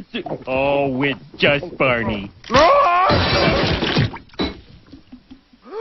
Precious alcohol soaking into shag. Drunk. Too drunk, that's what it is, yeah. Don't drink. Yeah. Browse. Drink. Yeah. Dude, I want to invent a fucking breathalyzer for your phone, dude. Where you can lock your phone, and then you have to take the breathalyzer out, so you won't fucking drunk. So you won't drunk dial everybody. That device that Leahy was using in season 12 to test his blood alcohol level. Does that exist? Is that a real thing? Oh yeah, breathalyzer. Yeah, you can get your own breathalyzer, not like a big. Oh, I believe so. Oh yeah. I totally believe you can. But just because as you've probably known by now, when I get real hammered, I like to fucking talk on the phone. So I start calling everybody I can. Yeah. Which you've had to deal with more than once. At least you're not an angry one, because that's just a nightmare. No, I'm not, dude. I'm really not. I'm like this, but louder. Yeah. I was never an angry drinker either. I don't get that. I mean, a lot of people become angry. Become. See, my whole mood does run off of what the mood. So if I'm at a party and these two guys over here start being dickheads or a big fight breaks out, I'm one running over there getting, hey, fucking knock it off, everybody. Or if everybody's happy and chilling, I'm happy and chilling. I've always been like that. Whatever's going on can, get me going if I'm that drunk.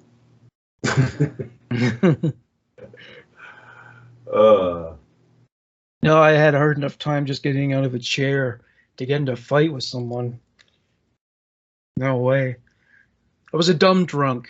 Very, very dumb drunk. Said and did stupid things.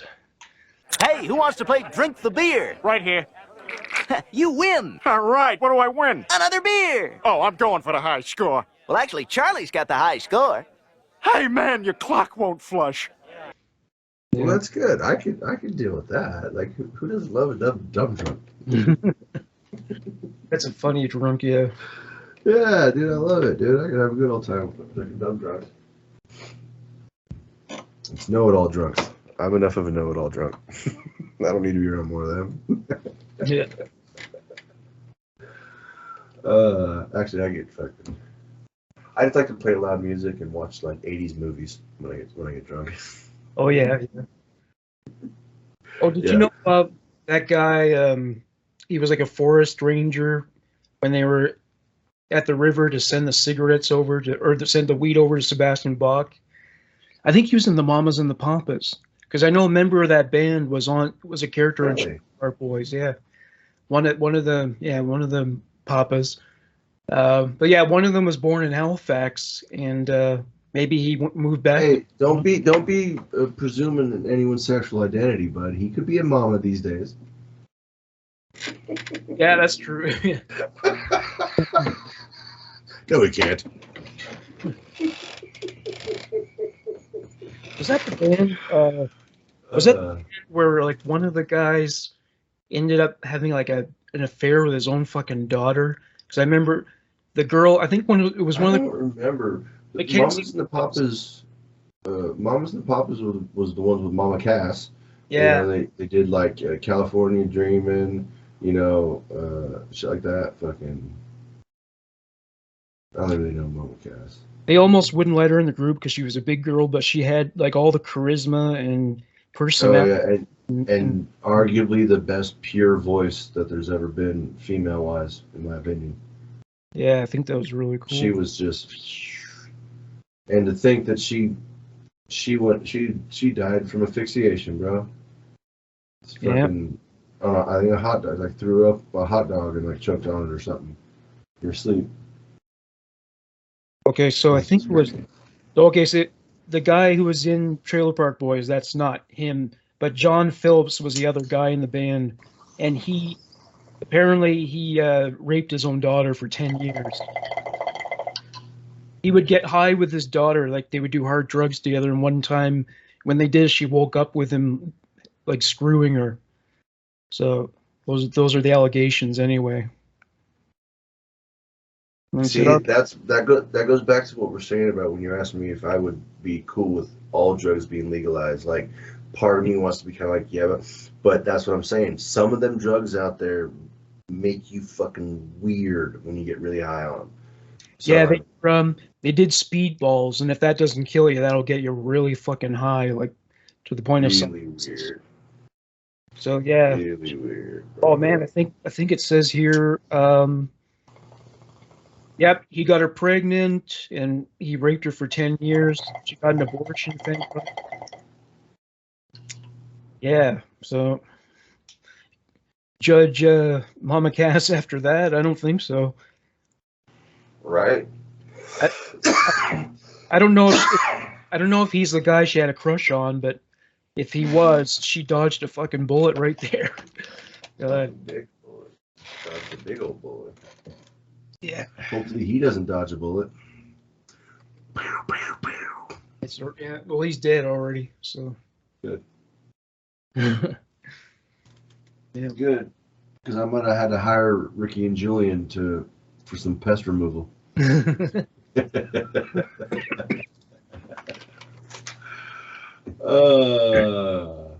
Yeah, they sold weed and shit too, but it's weird that they didn't sell until nighttime, because in the series the shop is always open, you know. Mm-hmm. Well, I guess he's out doing, animal killing stuff all day. So I mean, yeah, can't be driving around fucking doing house calls all day when you're out doing other house calls. Well, it's funny, there are times in the series where he's getting angry at dogs, telling them to shut up and shooting at them. Yeah. Fuck, Ricky shoot at that one dog in the second episode. Shut up! You better shut up or I'll come out there after you. I swear to God, I'll kill every one of you! Ricky, would you shut up? Go to sleep! Well, I've been out of jail for a week now, and it's time for me to make some important decisions in my life. I'm gonna go to community college. Please stop, Frank. I'm trying to sleep here. I'm either gonna become an electrician, a meat cutter, or I'm gonna get into television and radio broadcasting. Stop fucking barking! Ricky, what are you shooting at? Fuck up! Squirrels and dogs and assholes! Ricky! Hold your fire! What are you doing? Shh, listen. Asshole. Ricky, what are you doing? I'm trying to get some sleep. Do you want to go back to jail? Do you want to go back to jail? Listen to this stuff. Listen to that asshole over there. Get in the car. Fucking fire! Get in there. Shut up. So everyone would shut the fuck up out there. Ricky, what are you doing? Assholes. Ricky, listen, give me that gun. You don't know what it's like living in a car. You only get insects and animals. Well, that's what you gotta deal with when you live in a car. I can't sleep. Go to sleep. You know what? You're moving out of here tomorrow. Why? Because you're driving me nuts. You're shooting guns off in the middle of the night. It's not a big deal. Think, Ricky, I can't sleep is the problem. Go to sleep. Can I have the gun back in case anything happens? No more of that shit. I won't fire it unless I absolutely have to. You're not gonna fire it at all. Go to sleep. Idiot. Shut up. Shut up. Shut up. Ricky! Put that thing away! Yeah, right, yeah. I mean, there's another episode of Dogs Barking, he's mimicking him, going, woo, woo, woo. Making fun of the dog. Gets angry at animals and squirrels. He started trying to kill the squirrels, but they got away from him. Which is then funny because, I mean, Julian's got that one black cat that's sitting on his shoulder. Remember, he's like, "Hey, I'll knock you out," and then he takes care of Mrs. Peterson's dog that he loves. Wasn't the cat they killed in the pilot a black cat? Yeah, it was. So, I mean, it very well might have been the same kitty, grown up. Maybe they spared its life. Because the main thing was just to get rid of the animal, and maybe they didn't actually kill them. So, well, yeah, I watched. They did for. I think they did for Christmas the 4-hour live thing, and it was not bad. It was basically like Park After Dark. But they had Jacob Rolfe appeared. Gina Harrison appeared, Pat Roach appeared, and of course they were all appearing in character. But yeah, that was cool. It's funny. Excuse me. All right. Well, I think we've blown our wad, my friend. Yeah, I think we have, buddy. All right. Things. All right. Well, until next time. Fuck off, we got work to do. That's right, motherfuckers. All set. All right, everybody. Party's over. Let's go home.